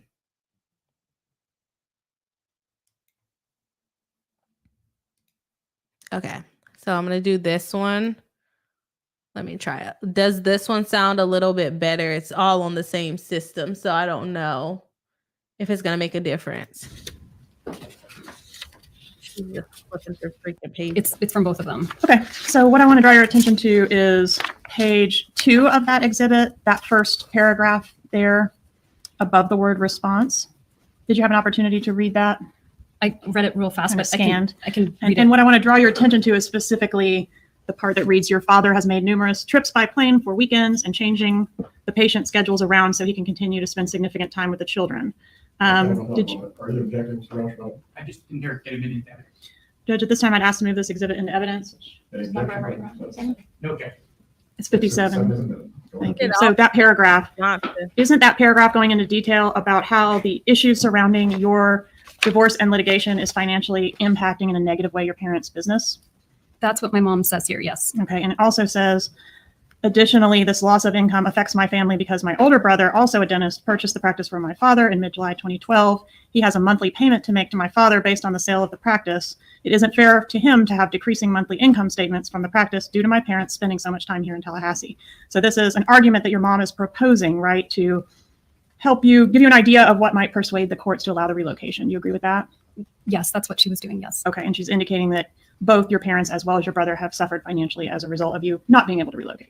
Yes. Okay. So And on we're page, getting a motive at this point. do you have page numbers in the bottom right corner of your exhibit? I have them in the top so I can see. Okay, so 5 of, well, let me look. Give me a moment. I hate the shuffling through papers. So it'll be the second email in your packet, page 1 of 3. Do Okay. you see that? I see that page. Okay, and there's a rest of your life highlighted or underlined in the center and in bold. Do you see that? Yes. Okay, right before that, it reads, however, the rest of your life and consequently Dad's, mine, and yes, even Charlie's will be affected by how well you can perform/act before July 31st. You need to be a good actress or you can be a good actress when you want to. I've seen you in action. Oh, You wow. need to put on the performance of your life. Jibbers hasn't beaten the Adelson family yet. Who's Jibbers? Jibbers, she's referring to Danny. And was Jibbers a name he went by or just something you called him behind his back? Jibbers was a silly nickname that I gave him during the divorce proceedings when he was being So pretty scary behind and threatening, his and it kind of made me feel less scared of him. Okay, so not something you called him to his face. No. But that was a word that was only used to describe him. Yes, it was a nickname. Okay. So in this, again, your mom is referencing how everyone's life is being affected by this relocation, including your brother, Charlie. Do you agree with that? That is what she said. Yes. All right. Is your mom overprotective of you? Yes. All right. And is it fair to say she's, a little on the controlling side? I don't think she's controlling, but she's definitely overprotective. Did she ever try to micromanage your life? Yes. She just told you what to Maybe, say in yeah. court. Did she have an interest in who you were dating and who you weren't dating and who you should be dating when you were I single? think she was usually disappointed that I wasn't dating more. For example, isn't it true that she would not let you drive to and from Tallahassee to South Florida? Well, I used to drive before I had the boys, but they were young and she preferred to come with me and give me some extra support. So what would that look like if you were going to take a trip to South Florida? Would they come up here and get you or? No, sometimes I would go myself with the kids, but I was breastfeeding both of them. So it usually looked like me breastfeeding a child while I entertained the other in the Okahumpka rest stop. So Okay. it was a lot. It was helpful to have Does some it backup. sound a little All bit right. And so better? that time frame you'd be referencing is like the 2013 time frame? Because not around the time of Danny's death, you wouldn't have still been breastfeeding, would you? If Lincoln was 3, no, I would have stopped maybe the year before. Okay. So And maybe was it 2012, 2013. okay? And wasn't it true that around the time of the death they were still doing this practice where they would prefer to drive you to and from South Florida? I mean, not every time, but sometimes. Okay. And would your mom sometimes enlist your brother Charlie to convince you to do certain things in your personal life? Can't really think of an example of that. Well, dating Dave was a big one on some of the materials I had. Yeah, people like Dave. Testifying for All right. And her. your mom really liked Dave. Yeah, everyone liked Dave, but we were just friends. Okay. Did she try? So she would try to get Charlie to convince you to date a certain person. I don't think she was getting Charlie to convince me to date Dave. I think everyone liked Dave. All right. And would she try to get Charlie to convince you to do certain things as far as your professional life? What jobs to take? No, I don't She think didn't do so. that. Would she try to get Charlie to do certain things like advise you on investment decisions, whether or not you were going to buy a house, for example? I don't think so. I don't remember that. Danny and I made that decision together. Once you had left Dan and you were living separately, did you look into purchasing a home here in Tallahassee? I did, yeah. And did your brother Charlie convince you not to do that? I don't remember him convincing me not to. The only reason why I didn't was because I was waiting on the money from Danny from the settlement and he didn't pay it, so I couldn't afford the house. And your mom didn't want you to buy the house, did she? That's not true. My parents were looking to buy a house in Tallahassee as well. Okay. Did you have, strike. Generally speaking, does your mom manipulate the personal lives of her children? No. Is your mom, like if she's really upset about something or worked up about something, is that something that your brother Charlie is going to hear a lot about? Who's going to hear more of it, you or Charlie? Well, if my mom's upset with me, probably Charlie. And if she's upset with Charlie, probably me. Okay, so do you get a lot of that? Do you hear a lot about, let's go back. Let's go to before the murder. Did you get a lot of Donna just giving you an earful about what Charlie needs to be doing? Probably at some point. What was Charlie doing with his personal life? What did his personal life look like At what point? before the murder? I mean, at what period of time before? All of them. Wasn't it just a revolving door of girlfriends? Right, but my mom didn't complain to me about that. She didn't mind that with him. I don't understand the question. She didn't mind if he went from girl to girl to girl. That was acceptable. She didn't really weigh in on it, no. Who talked to her more, you or Charlie? Charlie. A lot more, right? Yeah.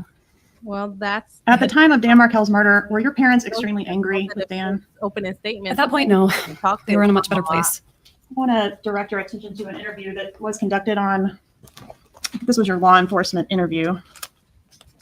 So July 18th, They 2014. kind of dwell into And I'm this specifically for court and counsel looking at quite a bit. page 27, lines 11 and 12.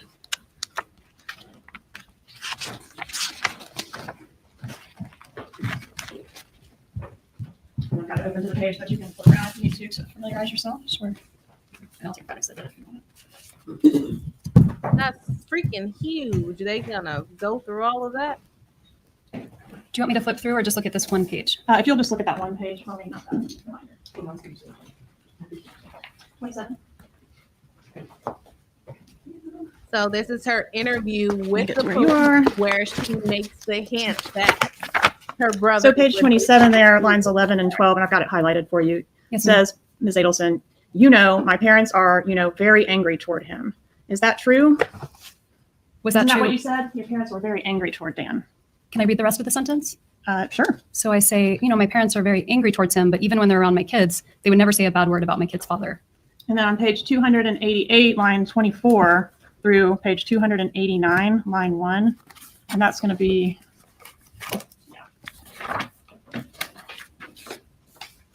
That thing is huge. They interviewed her for a long time. Well, I'm sure because normally say, the it's like my parents have more the biggest, reason to dislike Danny than almost anyone else. suspect. Is that what you said? And That is what I said. that's because he hurt you, right? And I was saying that in the context of talking to law enforcement for hours and hours and trying to help them figure out who might be responsible. Right. And who did you tell them might be responsible? Well, I told them many, many people. But are you asking about this particular moment right here? You told them your family might be responsible. Or didn't potentially you? someone to do with a former student or his current girlfriend? I mentioned lots of people that I thought could be responsible. Okay. And of the lots of people that could have been responsible, your family was one. Yep. Because they might have done this thinking it would help you. And that's what happened, right? Why would she even say? I'm sorry, I don't understand the question. Your family had your ex-husband killed to try to help you, didn't they? No, that's completely untrue.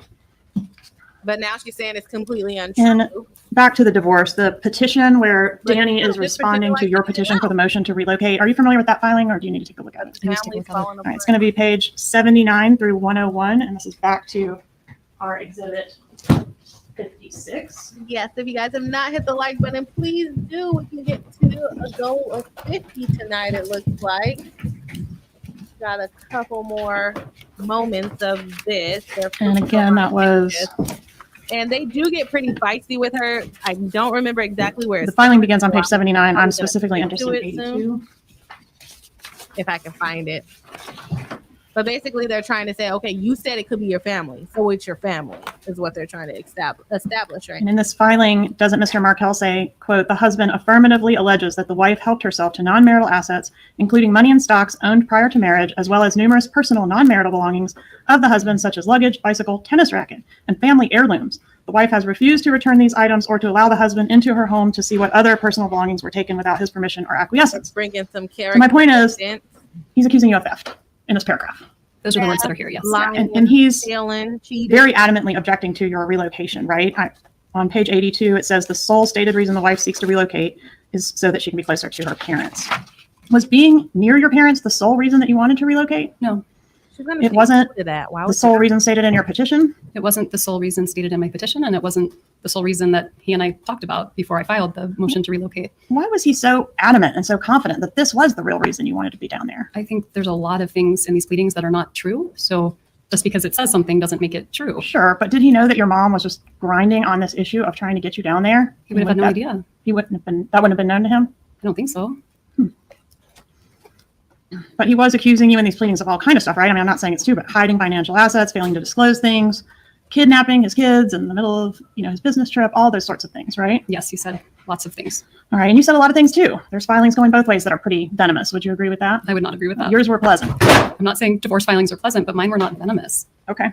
Yeah, the testimony. Did your mother, Donna Adelson, review the filing in which Dan Markella is accusing you of this theft and all this stuff? I don't remember if she did. What about the one where Dan Markell is asking that your mother not be permitted to have unsupervised visitation with the kids? My mom never saw that because after he filed that, he then asked my parents to babysit the kids. And my mom baked him banana bread, gave him a hug goodbye. So there was nothing truthful about that She pleading got that he her filed. story My mom never saw it. Why do you think he filed that? He was really angry at me for leaving him.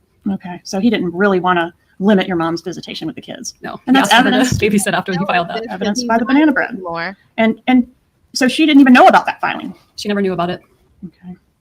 And when she Where's mom to testify? laid all those options out in that email to you about other options that you could take to secure the relocation, as far as bribing, remember that? Converting the Christian children to Christianity, remember that suggestion? I sure do. Okay. What did she put in there that she viewed as your most non-negotiable and most important part of your divorce? I don't know. Do you have something I can see? States Exhibit 57.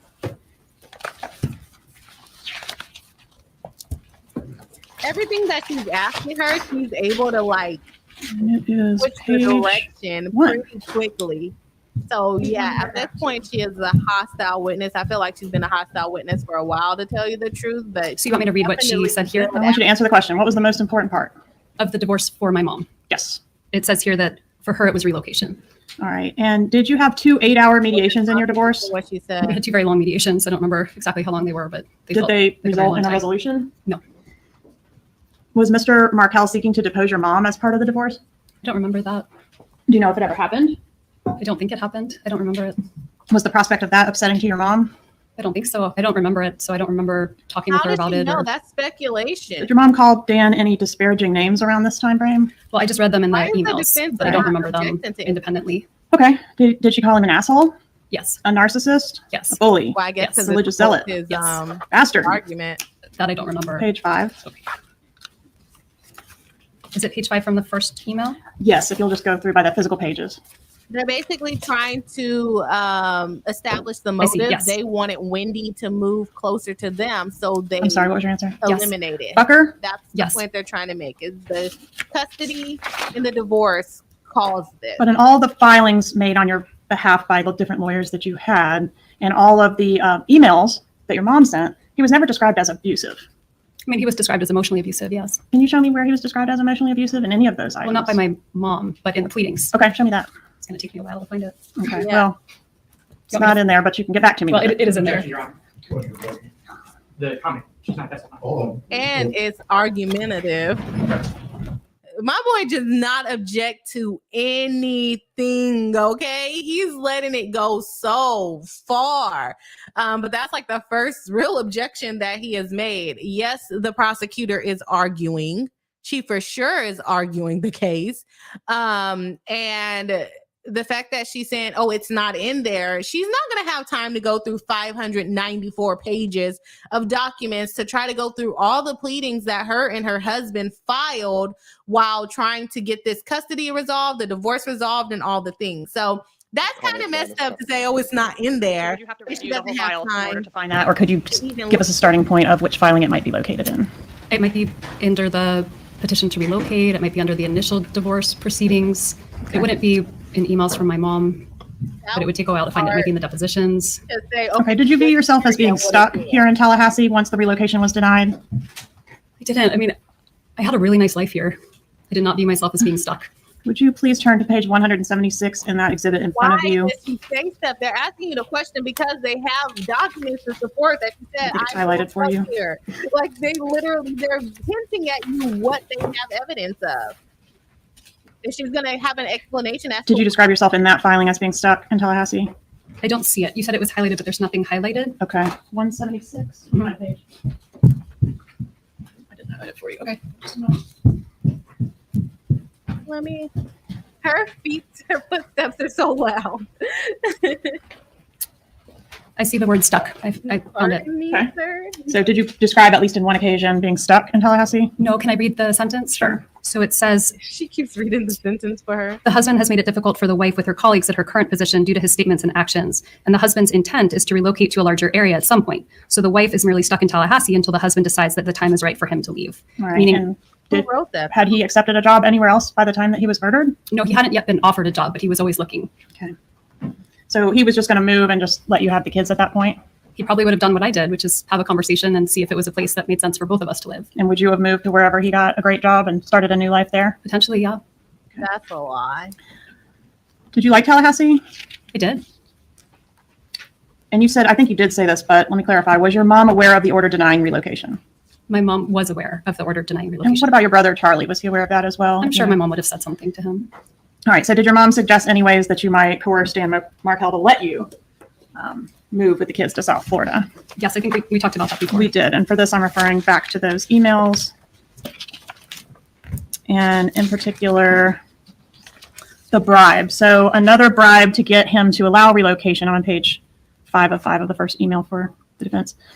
Another bribe to get him to allow relocation should be the offer of plane tickets so that he can fly back and forth, right? So you're going to potentially offer this big monetary benefit that would allow him to fly back and forth to work. Is that the idea? I never said that I was going to do any of that. Okay. Was that the idea that your mom had? That was the idea. All right. And the amount of the bribe is going to be, or was at least discussed as being $1 million. Is that right? That is what they said. Okay. And did you agree with that? No. Would that have worked? I have no idea if it would have worked, but You think he might have taken $1 million to let his kids go? well, he wasn't letting his kids go. He would have moved to South Florida and he would have commuted back and forth to his job. So maybe Well, then why wasn't it offered? because I didn't want to do it.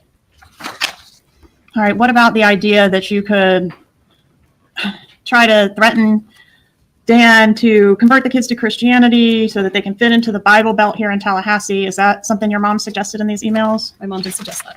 Okay. But how would And that help specifically, this is on To page convert 7 of you the to exhibit. Christianity if he wanted to raise them, I think it's Jewish. How would that help her? Let Jibbers know that your children will be baptized in the Catholic Church. Or Have a picture made of them in front of the church, all that kind of thing. That's what your mom convince suggested at one time. to She let did, yes. him to let her Okay. move. And did you do any of those things? No, I don't even think I responded to it. Do you know whether the defendant, your brother Charlie, was supportive of the plan to convert them or pose as converting them to I have no Christianity? idea. I don't think he was particularly involved in this round of my mom's On emails. page He's a 11 of the exhibit, It sounds like they there's an want- indication from your mom that Charlie at least has discussed this with her and maybe is somewhat supportive. Charlie brought up a good point when he said that Americans were dropped behind enemy lines during World War II wearing Nazi uniforms to get what they wanted. They had a job to get done and they did what they needed to do to accomplish it. You have a job to get done in a very short time frame to accomplish it. If you dressed your kids up in Hitler Youth uniforms and brought them down here, I could care less if it was an act of defiance that would show Jibbers that he's, all caps and bold, not in control. So it just seems like your mom was pretty extreme about this situation of getting you relocated. Can you I think agree she with was- that? Yeah. All right. And Charlie was at least consulted on it or had offered some information about it. Well, that was And my this mom's is all rendition, like so I don't know if speculation that's that what actually mom happened or said that was this, her so perception. Charlie Sure. knew. Were you involved in the effort to consult a lawyer about the bribe and whether that was going to be legal? I wasn't the lawyer consulted in that. No. Were you involved in consulting a lawyer with your No. mom?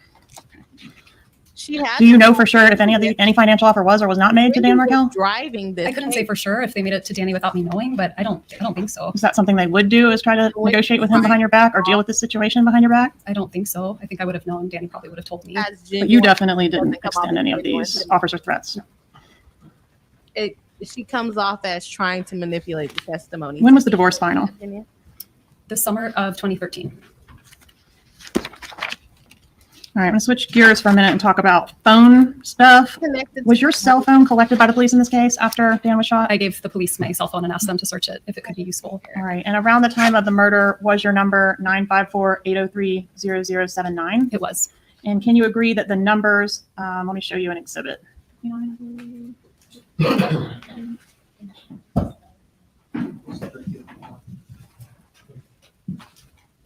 You will? Okay. I want to explain what it is. Okay. Yeah, so I talked a lot about converting to Christianity, but I didn't mention what religion you are. We talked about This Dan one being better? more religious than you are, but we didn't talk about what religion you are. So could you explain that to the jury, please? Sure, I'm Jewish. And Dan was as well, right? And Danny was Jewish as well. Okay. So I had this exhibit 59. This is not.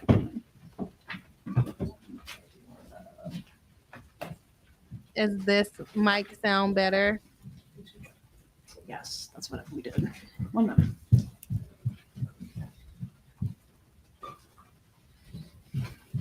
I'm Right, sorry maybe I'll y'all do for this. all It's the 6:59. I've got phone numbers attributed to your family members. All Obviously, figured not out. helpful.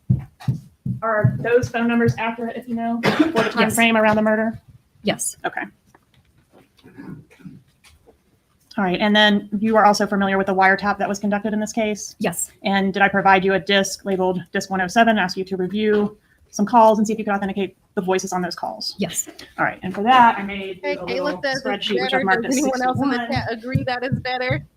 And were Sorry you for able all the to technical initial difficulties by each call today. indicating that the highlighted names are the voices of the people they purport to be? Yes. Judge, this time I asked him to have it as state 61. Any objection? No objection. State 61 is amended. Okay, we're gonna get some type of All right, video, I and guess. if we can shift back to, we talked about your divorce being final. Once the divorce was final, weren't there still a lot of filings that went back and forth between both you and Dan Markel? Yes and no. The divorce was final. We had a final settlement agreement. Mhm. The agreement was I take my name off the title to the house. He pays me half the value to the house. So for within the first week, I went and took my name off the title to the house, and I waited until October when he was supposed to get back to me. He never paid me the money. And so I called and I asked what happened. That was the deal. And he said, I have compelling reasons. I'm not going to pay you. And so I made one filing, a motion to enforce the settlement agreement because he didn't do it. Right, so you believe that he owed you money pursuant to the settlement agreement? And he was Yes. in violation of the settlement agreement? Yes. He was of the belief that you had withheld some financial things from your affidavit, and maybe he didn't owe you the money that you had previously agreed on because you had not been honest in the initial disclosures, right? He accused my attorney of Are having mad happy. unclean hands and committing a crime. Yeah, and assisting you in withholding this money from the disclosures. Okay. All right, so So they're claiming that she was. I want to ask you about the motion to enforce marital settlement agreement and hold Dan Markel in contempt of court. That was filed, you may need to refresh your memory, October 31st, 2013. You Okay, we're Exhibit almost 56. halfway through her testimony. Have you take a but I look kinda at- wanna jump into This is going to be on like a little 338. bit more. I can't remember where they are. On October 31st, 2013. All right, so Halloween of 13, and that's the same day that you backed out of the contract to purchase the house in Tallahassee, right? I don't Remember remember that? what day that was. Okay. Do you remember that it was your brother Charlie that specifically convinced you to back out of that particular house deal? I don't actually. I don't remember that. She is thumping up a form. And she just to keep on walking, making all the noise.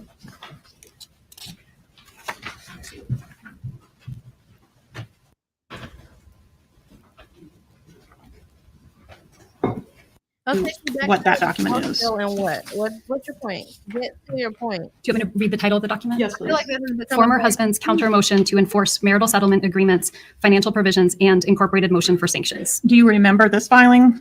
I don't remember this filing, but in anticipation of my testimony today, I refreshed and reread it. Okay, and he accuses you in this filing of breaching the marital settlement agreement in various ways, right? That's correct. Okay, and committing a fraud upon the court by omitting the $200,000 in assets from your financial affidavit?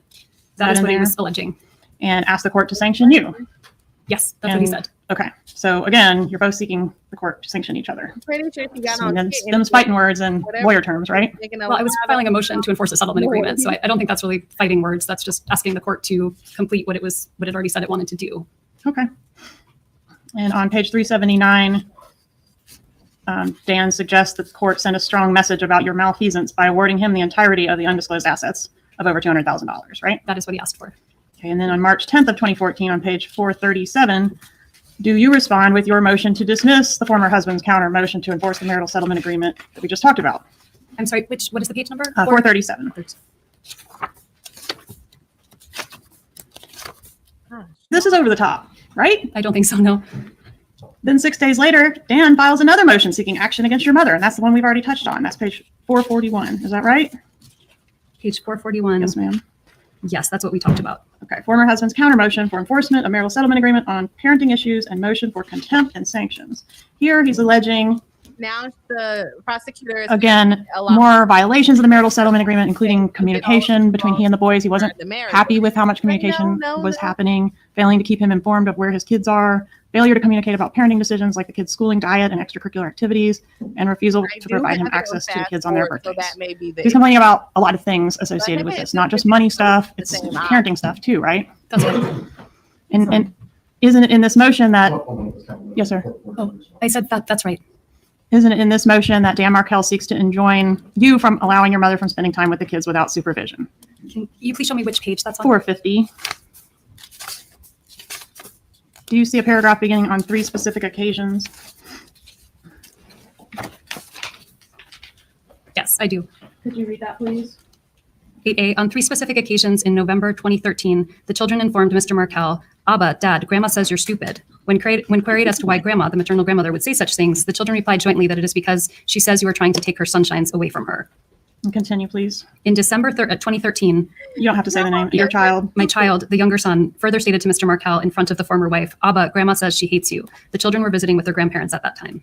Mr. Markell is concerned that continued exposure to such negativity forms a foundation for parental alienation. Is that what he was alleging about your mom? That is what he is alleging in this document, yes. And this was filed in court. He filed this in court. On what date? It will be at the front of the document, right? Yes, ma'am, page 441. So they're taking a long time to establish the motive. This was filed on March 26, 2014. And this was the filing that never got ruled on, right? I don't believe there was any ruling on And this. that's because Dan Markell was killed before the hearing, right? I don't know when it was scheduled for. It wasn't even scheduled yet. Okay. It was waiting to be scheduled when he was killed. Is it fair to say your mom was worried about this motion? No, my mom never knew about this motion. And as I mentioned before, Danny asked my mom to babysit after filing this motion, so I don't really believe anything that's written here. Well, you forwarded this motion to your mother. I don't believe I via did. email. In fact, you forwarded this motion to 12 different people.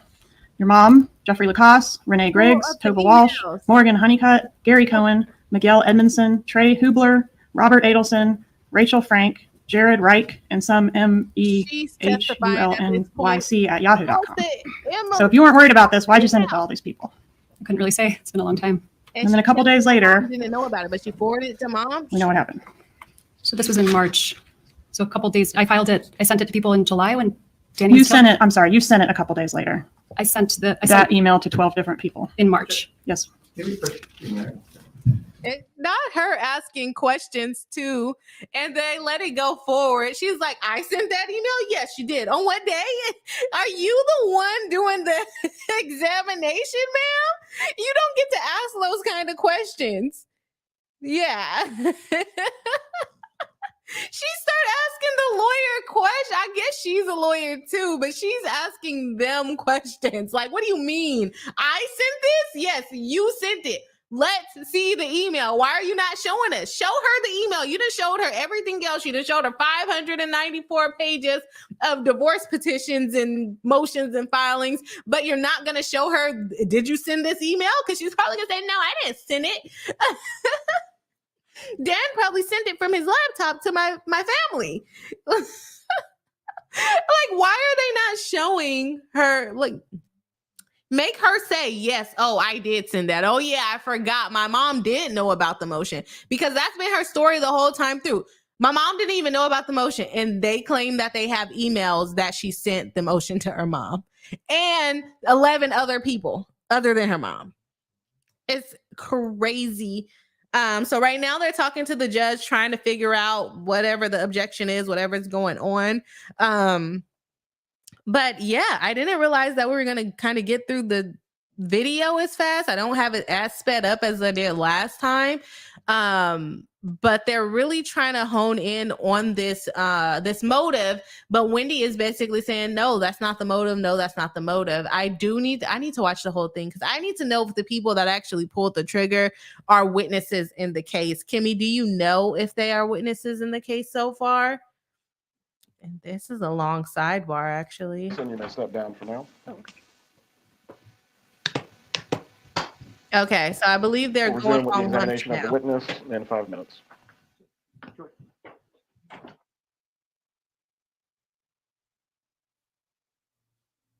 So, I don't know what happened there. I think they are going on lunch, or they said 5 minutes. Okay. The question I was asking her that Mr. Rashbaum is referencing was about her forwarding something. Okay, so they removed her from out of the courtroom because they're going to talk about this forwarding of the emails. Did she do it? Whatever. We're going to get some more background behind it. Maybe she's not the one that sent it. So let's see. Thing to 12 people, which I didn't, that was not in the exhibit, but he does have a copy of the exhibit now. I did not introduce into evidence the email forwarding, so I think we're on the same page. All right. And that's their Ms. audio. Adelson, come back in, take the witness stand.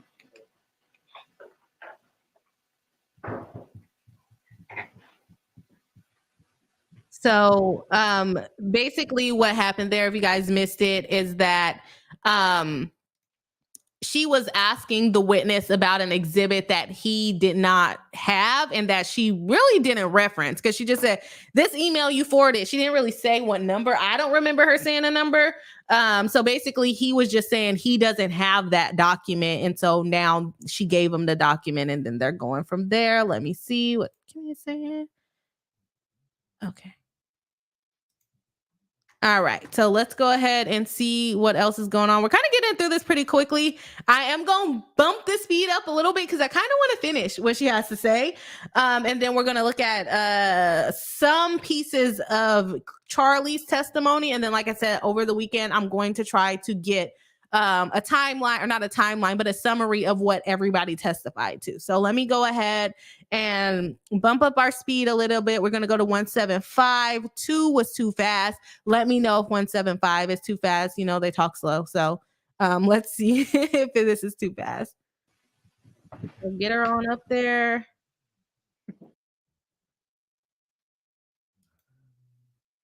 Okay, it's still quiet. Get her back ready to go. 2013 and 2014. Not a lot of time. I was in Tallahassee. He was in South Florida. Did he work a lot? He worked a lot, yeah. Did he work at one location or travel around? He would travel around. He worked at multiple locations. Was he pretty successul in his job? He came up with a great business model for what he did, and he worked really hard and was very successful. Was your brother known to carry a lot of cash? I know he had cash on him sometimes. I never saw large sums of cash. Did you ever see stapled cash? I never saw stapled cash. Were you familiar with his practice of stapling cash together in stacks? No, I never knew about that. Was your brother Charlie protective of you? I think when I was a little kid. What about as an adult? As an adult? I mean, not particularly. Is it fair to say that during the year or so leading up to the murder of Dan Markel that your brother did not like your ex? No I one mean, liked him. I don't think he probably didn't like him, but I also think he didn't spend a lot of time thinking about him. Did he ever like him? Yeah, I mean, I think they got along fine. Did your brother ever mention hiring a hitman to kill Dan Markel? No. I turn your attention to your law enforcement interview, and I'm referring to page 25, lines 13 and 15. If she gets charged, she's gonna be on that stand talking about my brother said he's gonna hire a hitman. Okay. Talk about All right, so page 25. She has no credibility, in my opinion. The jury probably does not believe her, but again, they're probably watching this in slow motion. Quote, it was always his joke. He said, I looked into hiring a hitman and it was cheaper to get you this TV. Is that what he said? That was a joke that he made, yes. And hiring the hitman, that was to kill Dan Markel, right? That was the joke. That was the joke that he made in poor taste, yes. Not to kill someone else. No. Well, he never used his name. Okay. Well, he's hiring you the TV because it's cheaper as a divorce present than a hitman. Who else would he be hitting with the hitman? I never really thought about it because it was not a thing that he meant. He just made a bad joke. Well, you repeated the joke, didn't you? He repeated the joke. Didn't you also repeat the joke? To other people? Yes, like Jeff Lacoste. I never said that to Jeff Lacoste. You didn't tell Jeff Lacoste that your brother got you that TV as a divorce present because it was cheaper than hiring a hitman. I may have repeated that joke in the context of the TV. All right, and who is Jeff Lacoste? Jeff Lacoste was a person I dated in 2013. And did you tell Jeffrey Lacoste shortly before the actual murder that your brother really had looked into hiring a hitman? I did not. Like a year after Did he buy you a TV as a divorce present? Did my brother buy me a TV as a divorce present? Yes, sorry, I should have clarified that.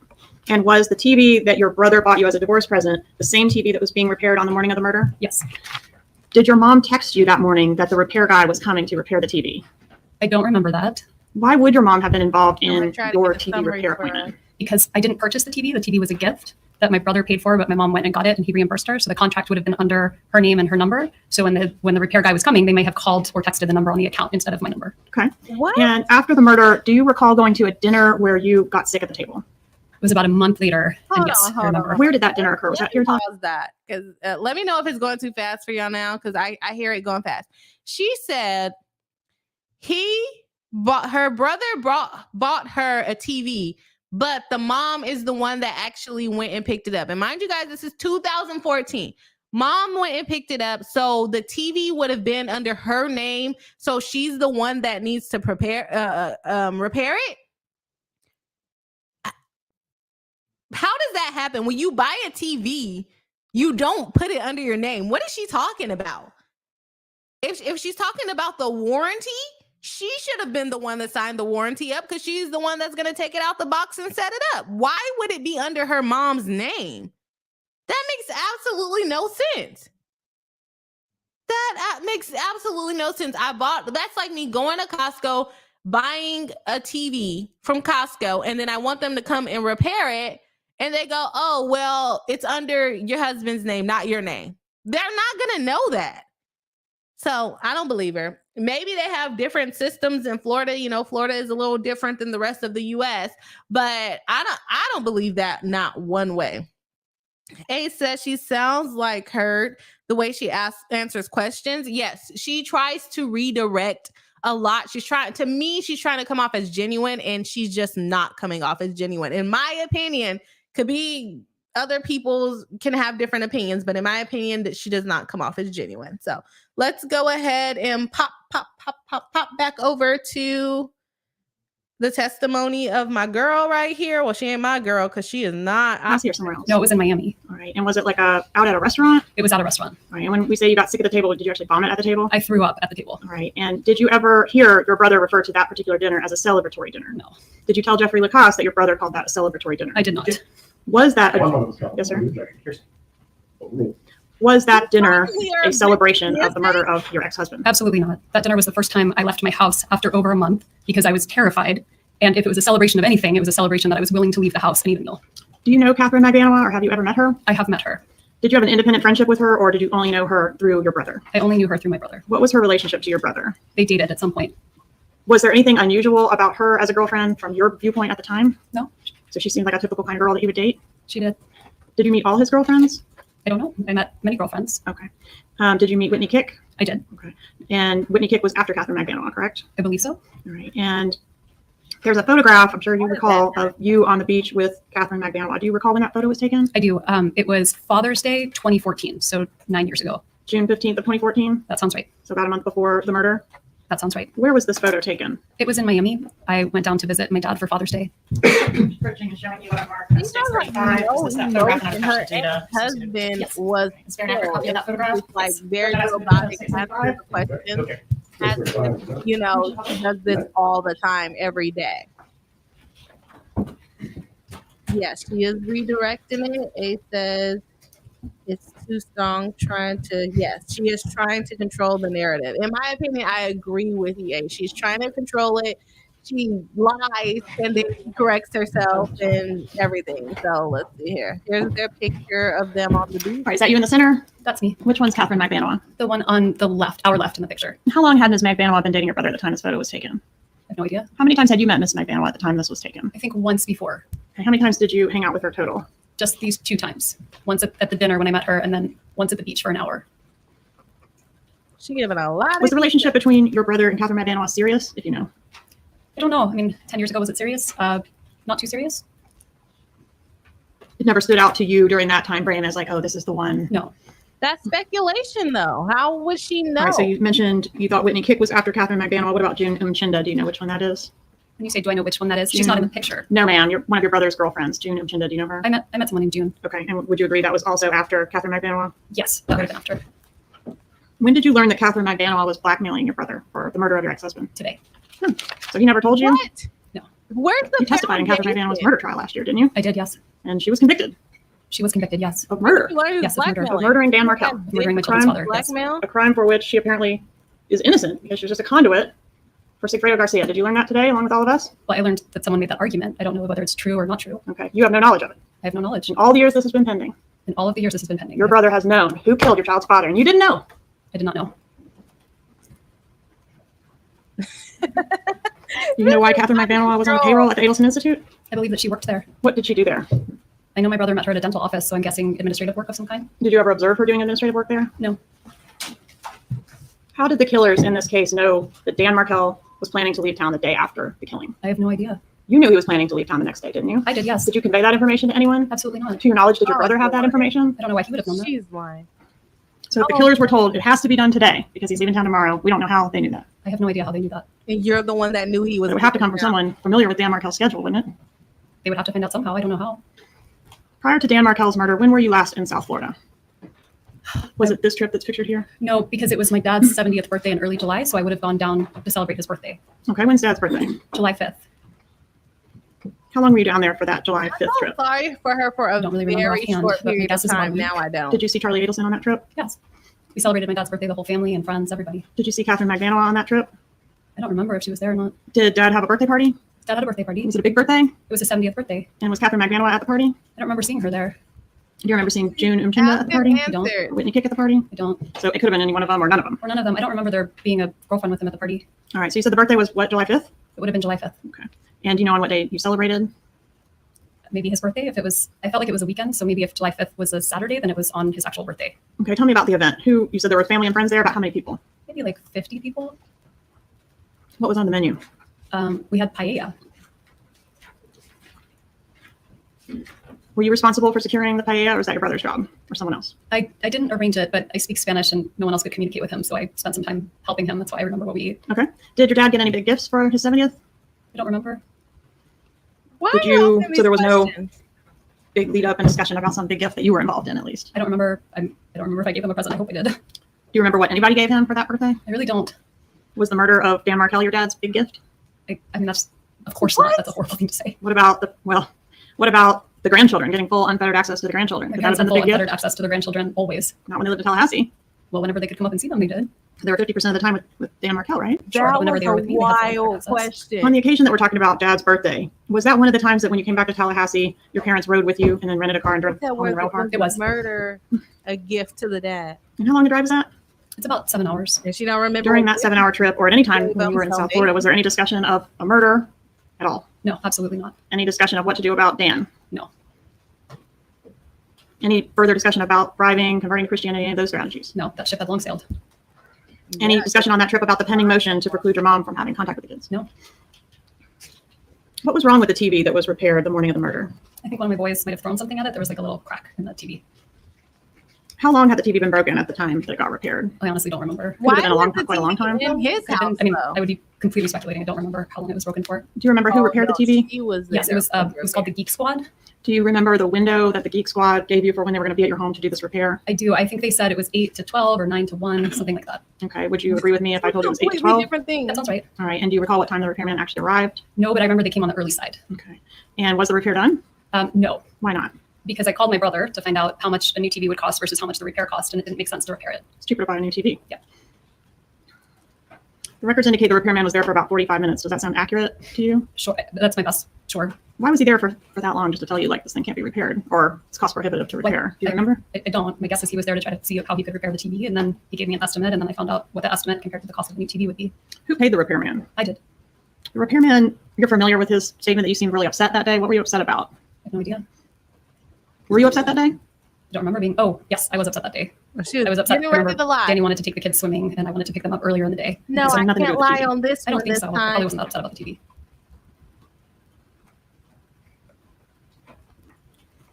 The husband was shot. Did you ever use the TV as code for the murder? Head, Did you ever hear your mom do that? his driveway.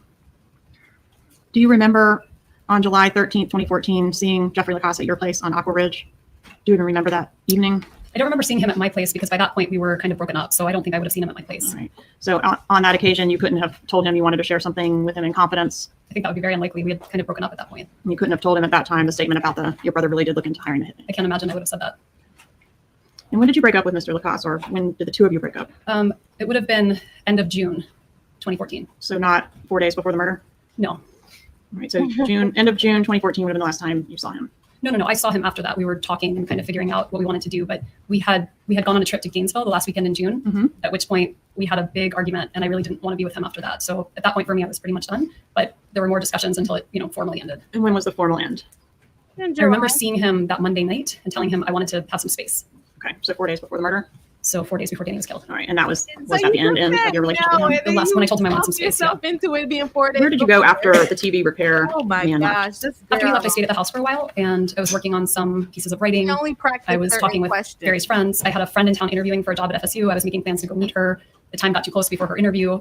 And then I had two friends that I would often meet on Fridays, just kind of last minute. And so we made plans to go have lunch. All right. So what time did you leave the house to go have lunch? I really didn't remember offhand, but I refreshed my memory and saw it was sometime around 12:45. Okay, so it makes sense that you might have left your residence at about 12:30. Sure. Okay, and did you go to the crime scene or very near the crime scene on your way from your residence to, I guess, to lunch or to wherever you were going next? No, I did not. So you never turned on Trescott Drive that day? I went to turn on Trescott Drive, but I saw that it had been blocked off by some tape. And so I just kept driving on Centerville. Okay, and when you had to turn around at the tape, right, to go back I out? think I tried to turn right and it couldn't turn. So it would have made like a kind of turn, like a K-turn, and kept going. Was there a roadblock there with, There was tape. yeah, and an officer was there? I didn't see an officer, but I did see a car. And you didn't A get law enforcement marked concerned? vehicle? Okay, did you have any contact with the officer? No. Okay. Did you do anything after that to try to find out what was going on down that roadway? No, I just assumed it was weather or maybe a tree fell. Had there been bad weather that day? No, but it was summertime and What? there's electrical storms and trees fall. So that would have Oh, been pretty normal for okay. summertime. Where were your I kids forgot supposed to where be at the they time that you were. encountered that Why would you roadblock? fall in They would've been at school. July? And that's at the Creative Preschool? That's right. Who took them to preschool that day? Danny.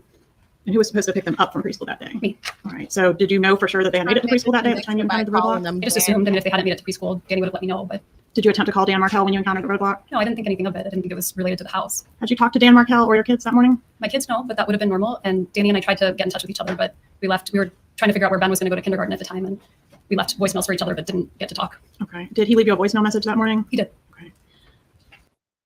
All right, I just want to pause it real quick to address this question. We're almost through her, so I'll probably finish this up, go into her cross. It's very short, and then we're gonna watch Charlie Edelson and a little bit of his testimony. We're not going to go through the full thing. We're going to kind of watch his on a slower mode to kind of see if you guys can pick up any of like his body language. And so Nissa Howard says, Bree, but that's how memory works. And sometimes this is how some people's brain work. The issue that I have with that, with particularly her, is that she refreshed her memory on a lot of things. And the way she absolutely said, no, it was not 4 days before the murder. So she would not have, first of all, she's saying, no, it was not 4 days before the murder because so she would not have talked to this ex-boyfriend. But what the prosecutor established is that he wasn't really all the way an ex-boyfriend. You guys were still kind of in that breaking up stage. You don't, like, you break up with someone, sure, some people can cut you off and never talk to you again. But most of the time, you're probably still going to be having conversations over at least the next week, most times, in my opinion. So she basically said, no, absolutely not. I would not tell this guy anything because I broke up with him at the end of June. And even that is still not that long from the day of the murder, which I believe was like July 3rd or something like that. I can't remember the exact date, but yeah, that would not surprise me if someone talked to the person they just broke up with 4 days before in confidence. You're breaking up anyway, so why would you think they're going to tell your secret? Mary Malaki says, I appreciate the camera going back and forth. Reminds me of old TV shows. Are you talking about the camera in the courtroom? Let's go ahead and jump back into it. It's hard to talk over it at this speed because it is going so fast. So let's. I asked you earlier about him being scheduled to leave town the day after he was killed. Do you know where he was planning to go? He was going to New York to see his girlfriend. The message that he left you that morning, do you remember what he told you in the message? I mean, I think it was about our son's school. Mm-hmm. Other than that, I don't really remember. Okay. Included in that was it included in that message that he was heading to the gym and was going to be at the gym between 9:15 and 10:30 that morning? I really don't remember, but that sounds like it could be what he would leave. Okay. Would it refresh your recollection to review a transcript of that voicemail? Sure.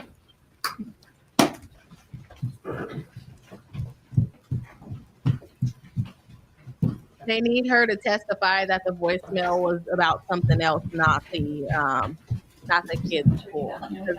I don't see how the kids' school would be relevant at this point. But let's see. Other than to show that she's lying, saying that the voicemail was about something else, but she said she doesn't remember. I don't know.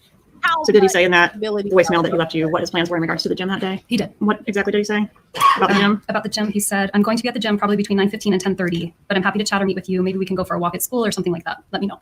So basically, So that particular voicemail doesn't sound very emotionally abusive. where he would be. No, by this point in time, we were parenting really well and we were doing just fine. Great. But then he called that motion, though, right? Move this right. I'll strike the comment, Your Honor. Did you talk to your brother on the day of your ex-husband's murder? I did. And about what time of day did you speak to him? It would have been right after the repair guys were there because that's when I called him to tell him, ask him The whether I should defense get their attorney's not TV repaired or buy a new TV. So it would have been morning. How long did you talk to him? I don't remember. Does 18 minutes sound incorrect? That sounds reasonable. Okay. Did you talk to him about other things other than just the TV? I really don't remember what else I talked to him about, but probably maybe I would have asked him about his work or we would have caught up. Did you happen to mention Dan Markell's plans to go to New York the next day? I don't see why I would have. Did you have WhatsApp on your phone at that time? I don't know if in 2014 I had WhatsApp. Now we use it for all the parent chats at school, so it's everybody seems to have it, but I don't know if everybody had it back in 2014. What is WhatsApp? So relatable. WhatsApp is kind of an app you would use for texting. Do you know if your brother Charlie had it at that time? I have no idea if he had it at that time. Did you ever communicate with Charlie through WhatsApp? Maybe. I mean, I don't know if I had it at that time or if I had it later. I probably would have. Just not sure. Yeah. Did you have any contact of any kind with Catherine Magdanoa on the day of Dan Markel's murder? No. Did you ever communicate with her through WhatsApp? I never communicated with her at all. All right, let's talk about, well, you communicated with her on the beach. I saw her in person, but I'm saying I never texted with her, called her. I never communicated via a device other than in person. Okay. What about when you were talking to your brother? Did she ever get on the phone and speak to you? I don't think so. Okay. I want to talk about where you went when you left your residence on the day of the murder. You Being very tried to turn on to Prescott, and then you ended up where? I went, I was supposed to go to a party that night, a Stock the Bar party. So I went to a liquor store to pick up what they had asked for as the present for their party. So I went to the liquor store, I picked up the alcohol, I stopped, I think I got gas, and then I went to lunch to meet my friends. And the liquor store purchase appears to have occurred at 12:49 based on the receipt. Do you have any reason to dispute that? Oh, that sounds right. Okay. And then from there to the restaurant? Yes. And where was the restaurant She's located? making so Mosaic? much. I actually don't remember. I just remember I was going north on the receipt. Thomasville Road. Calling a All right, so person and And it's the restaurant where law enforcement came to speak with you, and you ended up going with them to the police station, right? That's correct. and she snitched immediately. Do you agree or disagree that there have been some financial benefits to you and your boys as a result of Dan's death? I disagree. What? When did you decide to change the names of your children from Markel to Adelson? So after Danny's murder, there was a lot of news. It just hit the media, and there were news stories everywhere. And Nancy Grace on CNN put pictures of my boys with their faces unblurred, just pictures of them. Mm-hmm. And I was terrified. So and so when they started school, I started school with my last name, thinking that would keep them attached to the safe. case. And they wouldn't be associated with the murder. Wasn't the Adelson name in the press? Just It was as much not in the as press. Markel? Not yet. She's trying to make an excuse. Do you agree that for you why legally she changed the kids' didn't names on because July it's 6th of 2015? That sounds right. So it was actually a year after the homicide. A year after.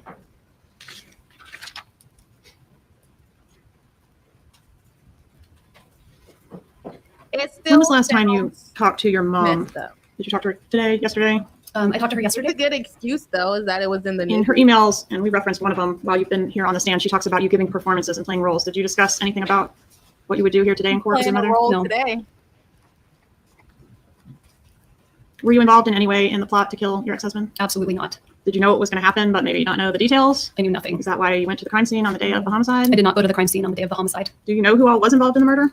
Well, I learned today, but at the time, no. Have you ever privately confronted your brother about his role or possible role in the murder? My attorney has advised me not to have conversations with anyone in my family about the case. But you had a close relationship with your brother at the time of the murder, right? I absolutely had a close relationship with my brother. And how soon after the murder did your lawyer advise you not to talk to your family about it? In 2016. Okay, so what about the 2 years in between? Did you talk to him about it then? I mean, I talked to him about the fact that a murder occurred, but I guess I don't understand the question. But you never talked to him about the suspicions you raised in the law enforcement interview that your brother might have done it. No, I did not. Aw, yeah, right. You suspected your brother could have been a part of this, right? I suspected lots of people could have been a part of But it. he was one of the people. You admitted Right. to it. While I was talking with law enforcement for 6 hours, terrified out of my mind, I offered them every possible idea I could come up with. Right. And one of the possible ideas was that your brother could have murdered your child's father. I didn't right? really believe that was possible. I would say leading. She's so annoyed with her. Is part of the plot for you to be able to have plausible deniability about this? Absolutely not. Is it better for both you and your brother if you don't know the details of this? Yes. I don't even understand the question that you're asking me. When did you first become aware that you might be a suspect in this case? I mean, as the ex-wife, I assumed I was a suspect from the beginning.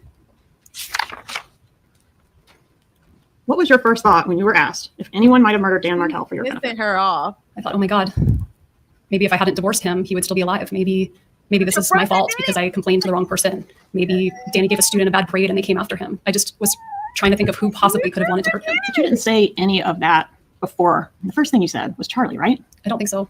Page 25 of your interview, line 5 through 15. Do you have any reason to dispute? Page 25, not 5 hours into it. You say Charlie might have done it, Definitely right? agree. Can I see, please? You may. Changing the last names of the kids was not going to sit well with This the is in your jury. top He's line? saying it's because of the name in the media, but nah, no one's going to believe that. Too much. The attorney is very frustrated because she wants a certain answer and Wendy's not giving it to her. What I say here is that he would never do it. Right under the highlighted part, I say, no, he would never. But you said he might, but he would never. You can't. You said two things. They are trying Page to paint 25, he only line said one 5 through 15. I mean, my brother the one, his name is Charlie, the one I'm really close to. He makes a lot of jokes in that taste, and it was a joke he made. He bought the TV for me this morning that got broken, and then I was talking to him about whether it made sense to pay or fix it, or whether I should get a new one. And it was always his joke that, like, he knew that Danny always treated me badly, and it was always his joke. He said, I looked into hiring a hitman, and it was cheaper to get you this TV, so instead I got you this TV. And you do say you don't think he would do it, but can we agree you brought up his name on page 25 of the interview? I did. And why? When asked, would you ever ask someone to do something like this? You say not in a million years. When asked, okay, do you think someone would do this for your benefit without asking you? You say no. And when Isom starts to ask you, what good does it serve? You say, I mean my brother, the one, his name is Charlie. Isn't that how it went? This is the transcript, but I think there's also inaccuracies in the transcription. Okay. All right. About to piss her off. And she knows. Do you want the culpable parties held accountable for murdering the father of your children? Absolutely. I'm grateful they're already in jail. But not if it's your family. It's not my family. I mean, somebody hired him, right? Not necessarily. Somebody paid him. I learned something this morning. Yeah, me too. You didn't want him held accountable if it was your family members. Didn't you tell law enforcement that? That's not what I told law enforcement. What did you tell law enforcement? I told them that the person who did this should be held responsible and that I had nothing to do with it. Page 122, lines 7 through 12. If somebody tried to kill my ex-husband, they should be prosecuted to the full extent of the law. The investigator says, regardless of who it is, and your answer is, I mean, it would be different if I thought it were my brother. But I don't think it was my family. It's different now, isn't it? Wait. No, it's not different. That's exactly different what today, I said isn't right it? here. No, Are it's No not further right. questions. Oh, she ended that so spicy. I love it. She ended that so spicy. It's different if it was your brother, huh? Huh? Yeah, she wanted to call her the B word so bad. Oh my gosh. She wanted to call her the B word. It will be different if it was your brother, huh? Oh my gosh. Yes, I love how she ended that. That was a very, very spicy. I think they got her. It was a long way around. I think she lied a lot. I think the jury can see that. I agree with Mary Malarkey and that changing the kid's name a year later, I don't think it was because of the case. Because I tell you, I never heard of the case, but maybe it was a big case in Florida, sure. But yeah, I don't think that's going to sit well with the jury. And the attorney was getting frustrated because of the way that she was manipulating it. She became a hostile witness. She's not the one supposed to be, she's not the one that's supposed to be being accused, but she's protecting her brother so hard. Tiny D says, I feel like she's strongly holding back the exactly. Especially that last sentence, just as long as it's not your brother. I swear that is what she was doing. She was really pissed off. You just said, and when she put her hands like this, like, bruh, I just heard you say that. I just heard you say it. So why are you trying to go back and forth? So yeah, I don't have no sympathy on her with getting the 4 days before the murder thing mixed up. Okay, let me go ahead and get rid of this one so that we can play the other one. We're going to go through her cross. Like I said, it's fairly short. And then we are going to go through some of, what is his name? Charlie's testimony. And then we're going to be done for the night. Pretty good timing today. I'm proud of myself right now. So let's get rid of Wendi. That's Charlie. This is, I think this is her testimony. So I think it's this one. This one. So let me share this one, and then I think this is going to be the cross. Can y'all hear? Oh, they're not saying anything yet. So let's go ahead and jump into the cross examination from his attorney. Here's our good friend, Mr. I don't know his name, but talks really slow. Let's put some speed onto this so we can get through it. When is he going to start talking? Let's go backwards, actually. In 2007, when you were married, where were you working in Tallahassee? At that time, I would have been working at the FSU Center for Human Rights. And you were lobbying for anti-human trafficking legislation? I was primarily representing victims of human trafficking, but I did a little bit of lobbying too. But the funding for your job right now, you lost. Second, y'all, so we can get the sound correct. Oh, this one doesn't go all the way big. So Job, right? Yeah. At the time of the divorce, you had gotten a job at FSU. What was that job? And this At is the time of the divorce, I was teaching a few classes at the law school, and I had a number of different jobs at FSU, but by that point, I was probably running something called a medical legal partnership, where I would work with the law school, the medical school, and the social work school to help the students work together to try to. Took a picture of them. No. Okay. Did your mom keep bugging you to do any of that stuff? No, I think it was just one crazy email. By the way, in all of these emails, did your mom ever tell you to do something violent to Professor Markel? No. Was there ever any discussion of threats of violence in any way? No, never.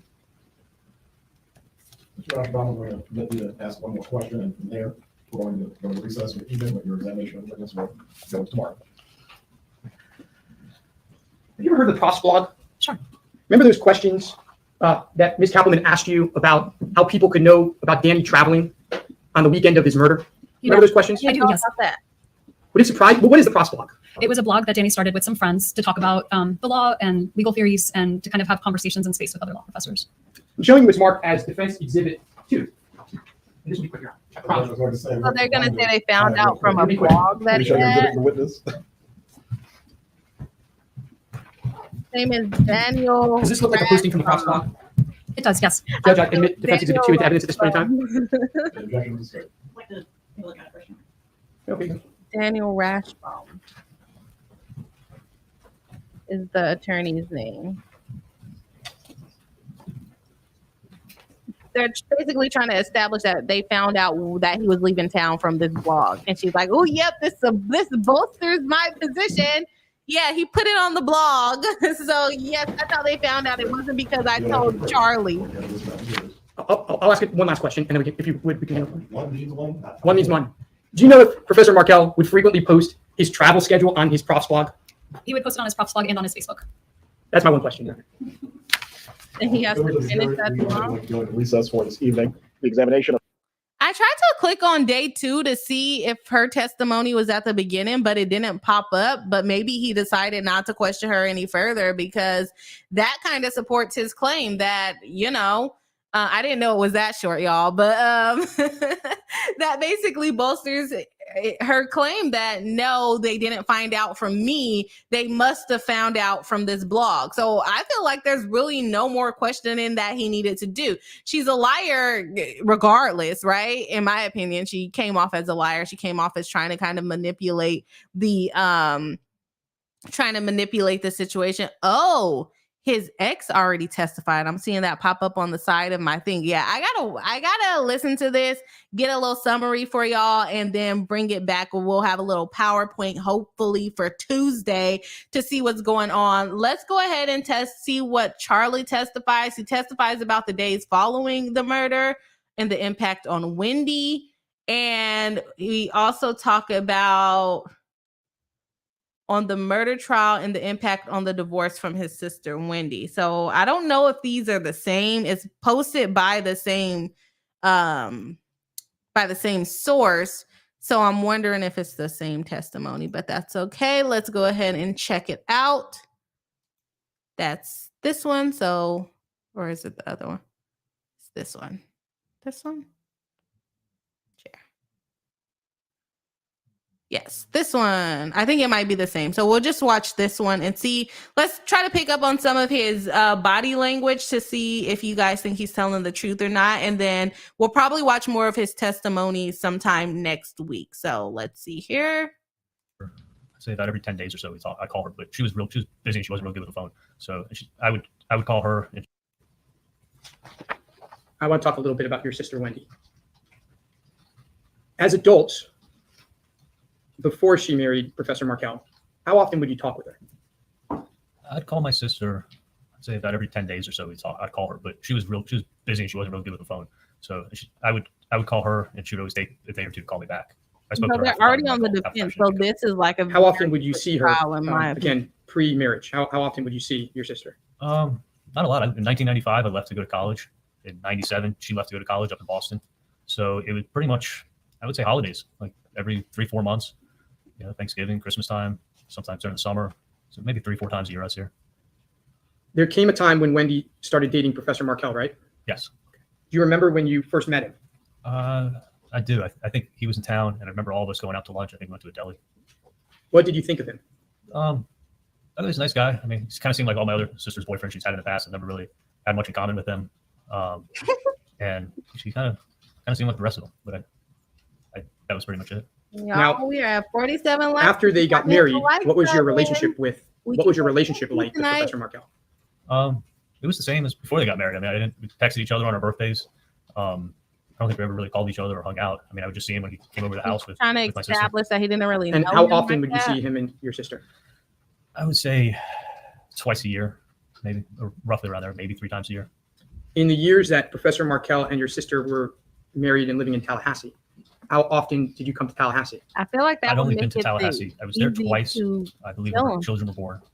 You don't see him and then much, you once don't when know I him was well. Working in Alabama, I had a research fellowship, and I was passing through Tallahassee. I spent the night with them, and I saw him that time too. When Professor Markel and your sister were married, did you still communicate with your sister about the same amount of time? He still does blink a lot, Tanya. It may have been a little less because I remember when she had kids. I mean, she had even less time. So I probably spoke to her. I'd call her, and then probably more times than not, she didn't pick up the phone. And then I'd get a call back a couple days later. So it was pretty similar. Did there come a time when you became aware that Wendi and Professor Markel were having marital issues? Yes. What did you learn? I took my sister out to dinner when she had come to town, and we went to the melting pot. And I remember her telling me that they were having issues, and it was pretty serious. Did she tell you that they were going through marriage counseling? Yeah, that's when I found out. And that's what I was going to say is like, if you tried to work things out, and that's when I found out that they had been in counseling for 6 months. I didn't know about it before. Now, what were some of the issues, if you remember, that she told you they were having? He was becoming very, very religious. There was becoming issues with diet and how she was cooking in the house. She wasn't really respectful he wasn't really respectful of her career. He would belittle her. He obviously seemed like he lost his eye for her, and she seemed like she lost his eye for him, and she wasn't happy. Now, did she complain about violence or danger or anything like that? Never. Did she complain that he was not a good father? No, he was very attentive to his sons. Did you learn at some point that your sister was going to file for divorce? I did. And when you heard that she was going to file for divorce, how did you feel?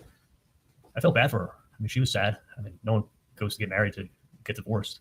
But she seemed like she spent 6 months in therapy with him. So we will It watch didn't- the it didn't second change video anything because it how talks she felt. about He after didn't change how he she was reacting. And I said, listen, kids need to grow up in a happy household. Like, you can't have fighting. You can't have a miserable mom who's unhappy. You need to have, the kids are better off growing up in 2 separate households where there's positive environment instead of negative. Did your sister seem angry to you? No, she seems sad.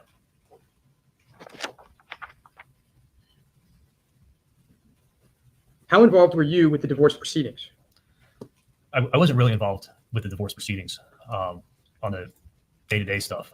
I would definitely hear stories, most of which would come from my mom when I'd be driving to work in the morning or driving home.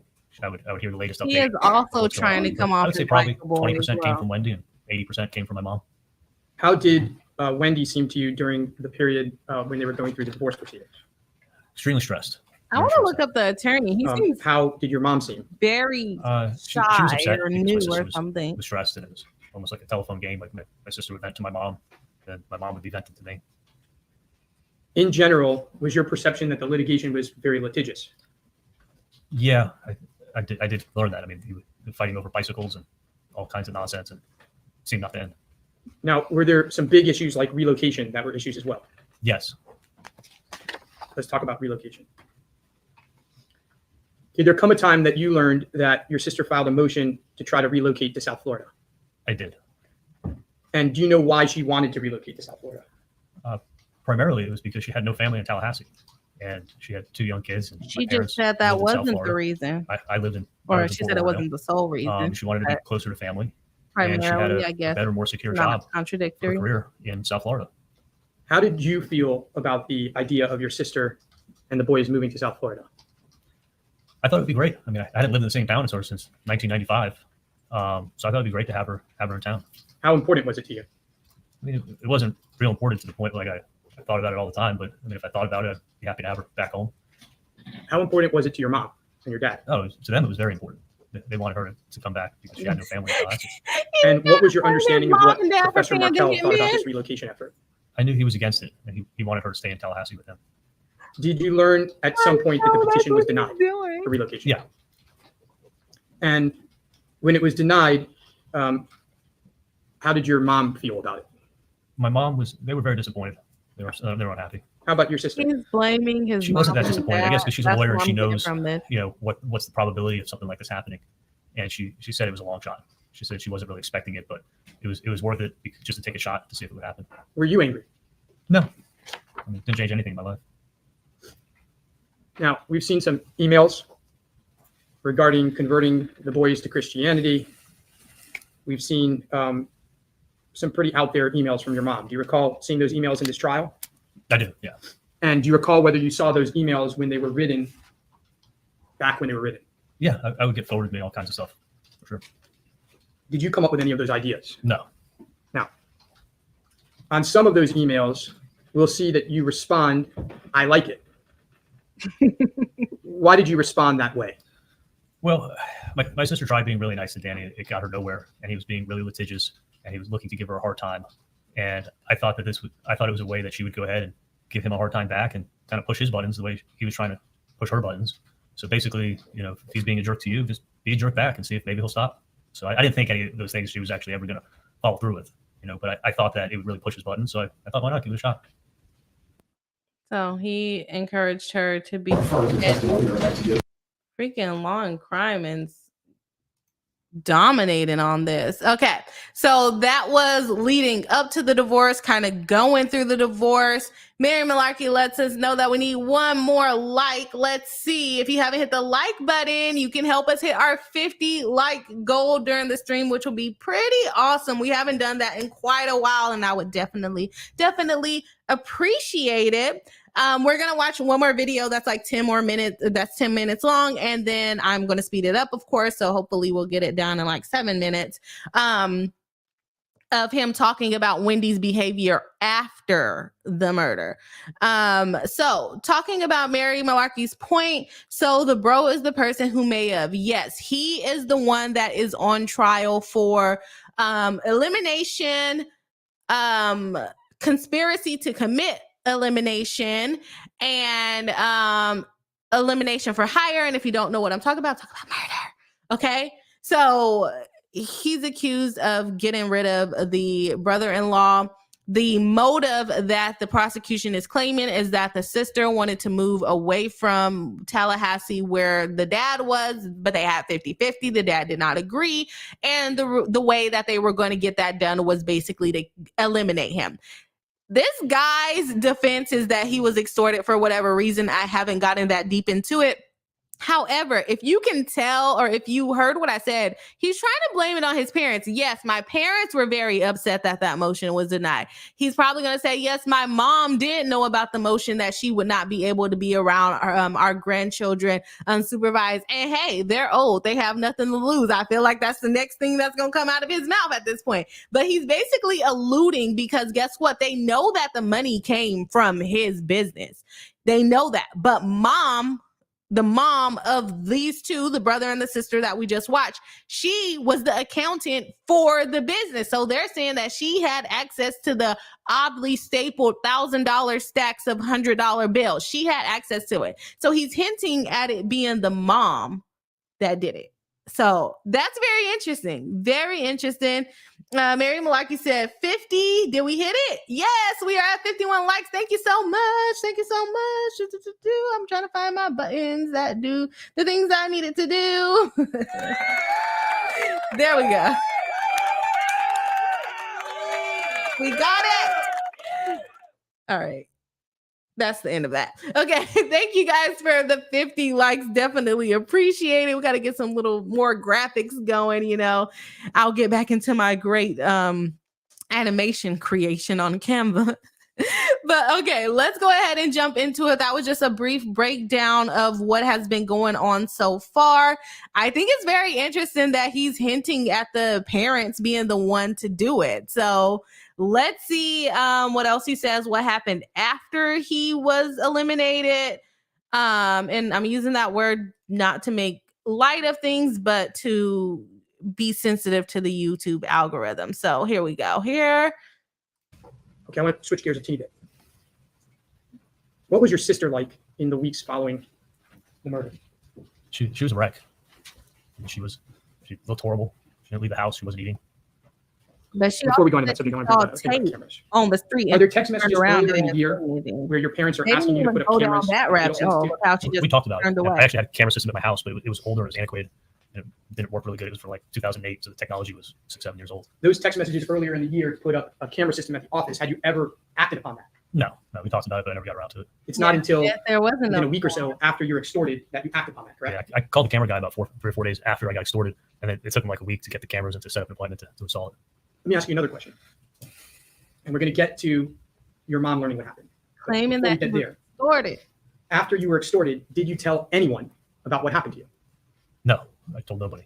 Why not? Katie told me before she left my house that morning, she's like, you cannot talk to anybody about this. Don't ever talk about this with anyone. Don't ever talk on the phone about it. Don't even talk to me about this ever again. Like, nobody can find out, but I'm going to protect you.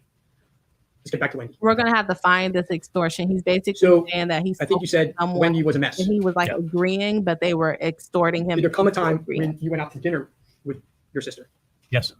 And how long after the murder was that? I'd say it was about 2 weeks after, maybe even a hair more, but around about 2 weeks. And what happened when you went out to dinner with her? I picked her up. I said, what do you feel like getting? You want to get pizza? You want to get sushi? And she's like, I love sushi. So I said, all right, I'll take you to this. Like, I'll take you to a really good place for sushi. Where did you go? We went to a restaurant called Juvia. And it's actually a pretty fancy sushi place. It seems What happened like too during the dinner? rehearsed. She got in really my sick. opinion. When we got to the restaurant, we didn't have a reservation or anything. They sat us at the bar. They served us a drink at the bar. And it really sure was one of those like martinis that had like 3 shots in them, so they're strong. And then we sat at the dinner table. Were you drinking and celebrating the death of Professor Markel? Absolutely not. We sat at the bar waiting for a table for an hour, and then we sat at Wow, the table. question. We each had 1 drink. Now, I want to move on to August. Well, before we get there, sorry.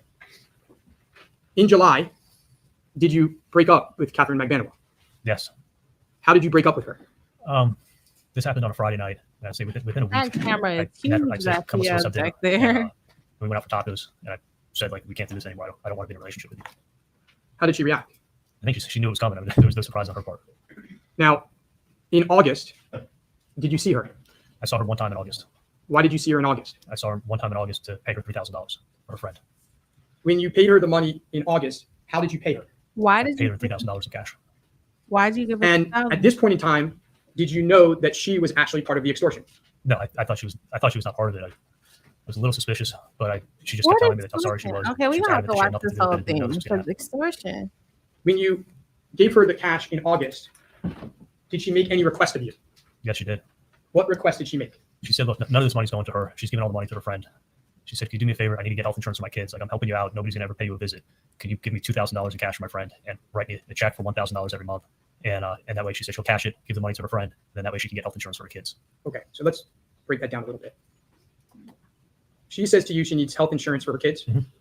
And she says to you, I'm getting none of the money at all. Yeah, she said none of this is going to her. But it would really help me if 1,000 of the $3,000 can be in the form of being on the books of your business, essentially. Why would? And did you say to her, Catherine, to pay for her health you insurance? just did a murder. I can't put you on the books of the business because that creates a paper trail. No, we didn't just do a murder. I just got extorted. Now, what did you say to her when she made you that request? That was an I said, interesting I'll do it. tactic you No just problem. used. Yeah, I wanted to keep her happy. Now, before you did that for her, Tried to make it seem What like did he you have to was do? adverse to his I had own to call my client. mom because she does the books at the office. I don't even have the checkbook. And I called her up and I said, I want to put Katie on payroll at the office for $1,000 a month. when you called your mom, what did she say to you? She said, was Katie going to be coming into the office? Is she going to start working for us? And I said, no, she's not. And she's like, well, what's Katie going to be doing? And I go, oh, she's just going to be helping me out with some stuff and different things. It's a long story. And I think my mom was someplace when I was talking to her on her cell phone because she didn't question me much after that. Did you make any special request to your mom about how the checks would be made?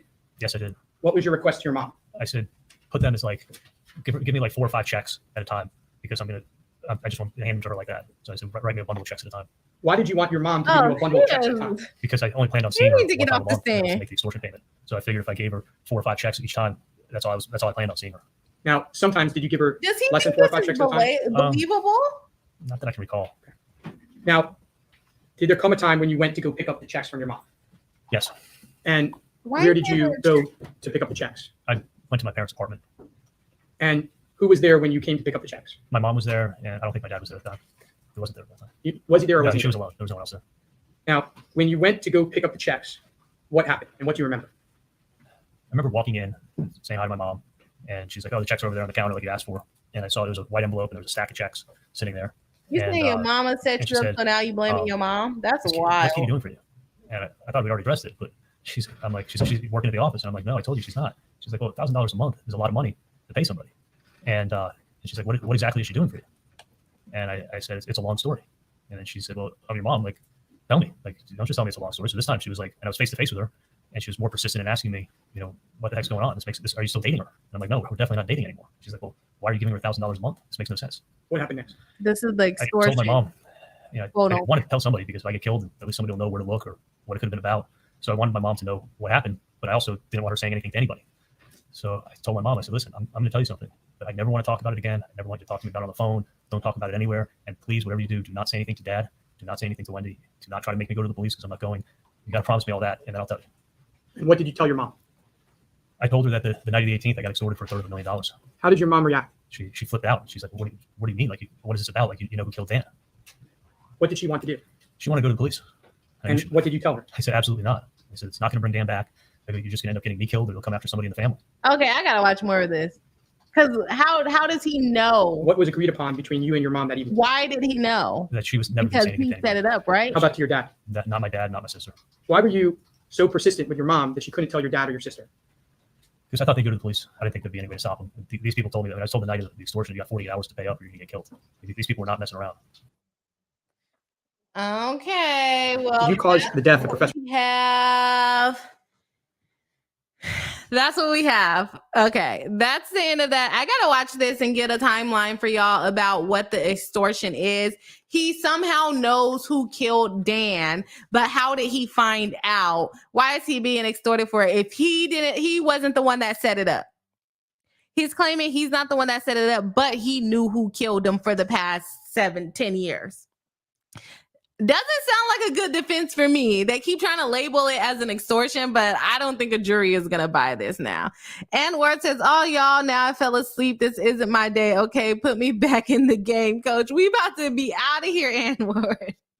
Welcome back, but we about to be out of here. Mary Malarkey says, all the lives forever change, especially the innocent children. No one ever considered the children. Exactly. It was their selfish motives, because guess what? Everyone said that Dan was a good dad. He's a good dad. He had 50-50. That's a good dad if you ask me. So no, I don't think that anyone considered the children. And I think that both of these people are lying liars who lie. And this is just my opinion. I'm just a girl on the internet watching people making opinions. I got extorted because I knew who killed him, but I don't know why they killed him. Like, what kind of sense does that make? And they're related to my ex-girlfriend. But I don't know why they killed him, but I'm going to agree to pay them, because if I don't pay them, then they're going to kill me. How did you find out? Because you're the one that set it up, right? Because you agreed to pay them, right? Let's be freaking for real. This is all my speculation. I don't know. We'll see what happens at the end of the trial. But as for right now, I think he's a lying liar who lies. Okay? All right. So that is the end of the live stream today. We are going to, like I said, I'm going to try, fingers crossed, I'll be able to listen to this, kind of get an idea of where the videos and audios are that we need so that we can cover it and kind of smush it all together on Tuesday and maybe Thursday next week, so we can have like a little speed round of this. And so everybody can kind of be on the same page of what's going on. This seems like it's going to be a pretty short case. They're already on the defense. So I'm thinking we might have an answer on this sometime next week, if not tomorrow. No, I don't think it will be tomorrow, but I think we will have an answer on this either sometime next week or within the next 2 weeks. Let's say that. So that is all that we have for tonight. We went a little bit longer than I wanted to go today, but that's okay. We had a good time. I hope everyone has a wonderful night and a wonderful weekend, and I will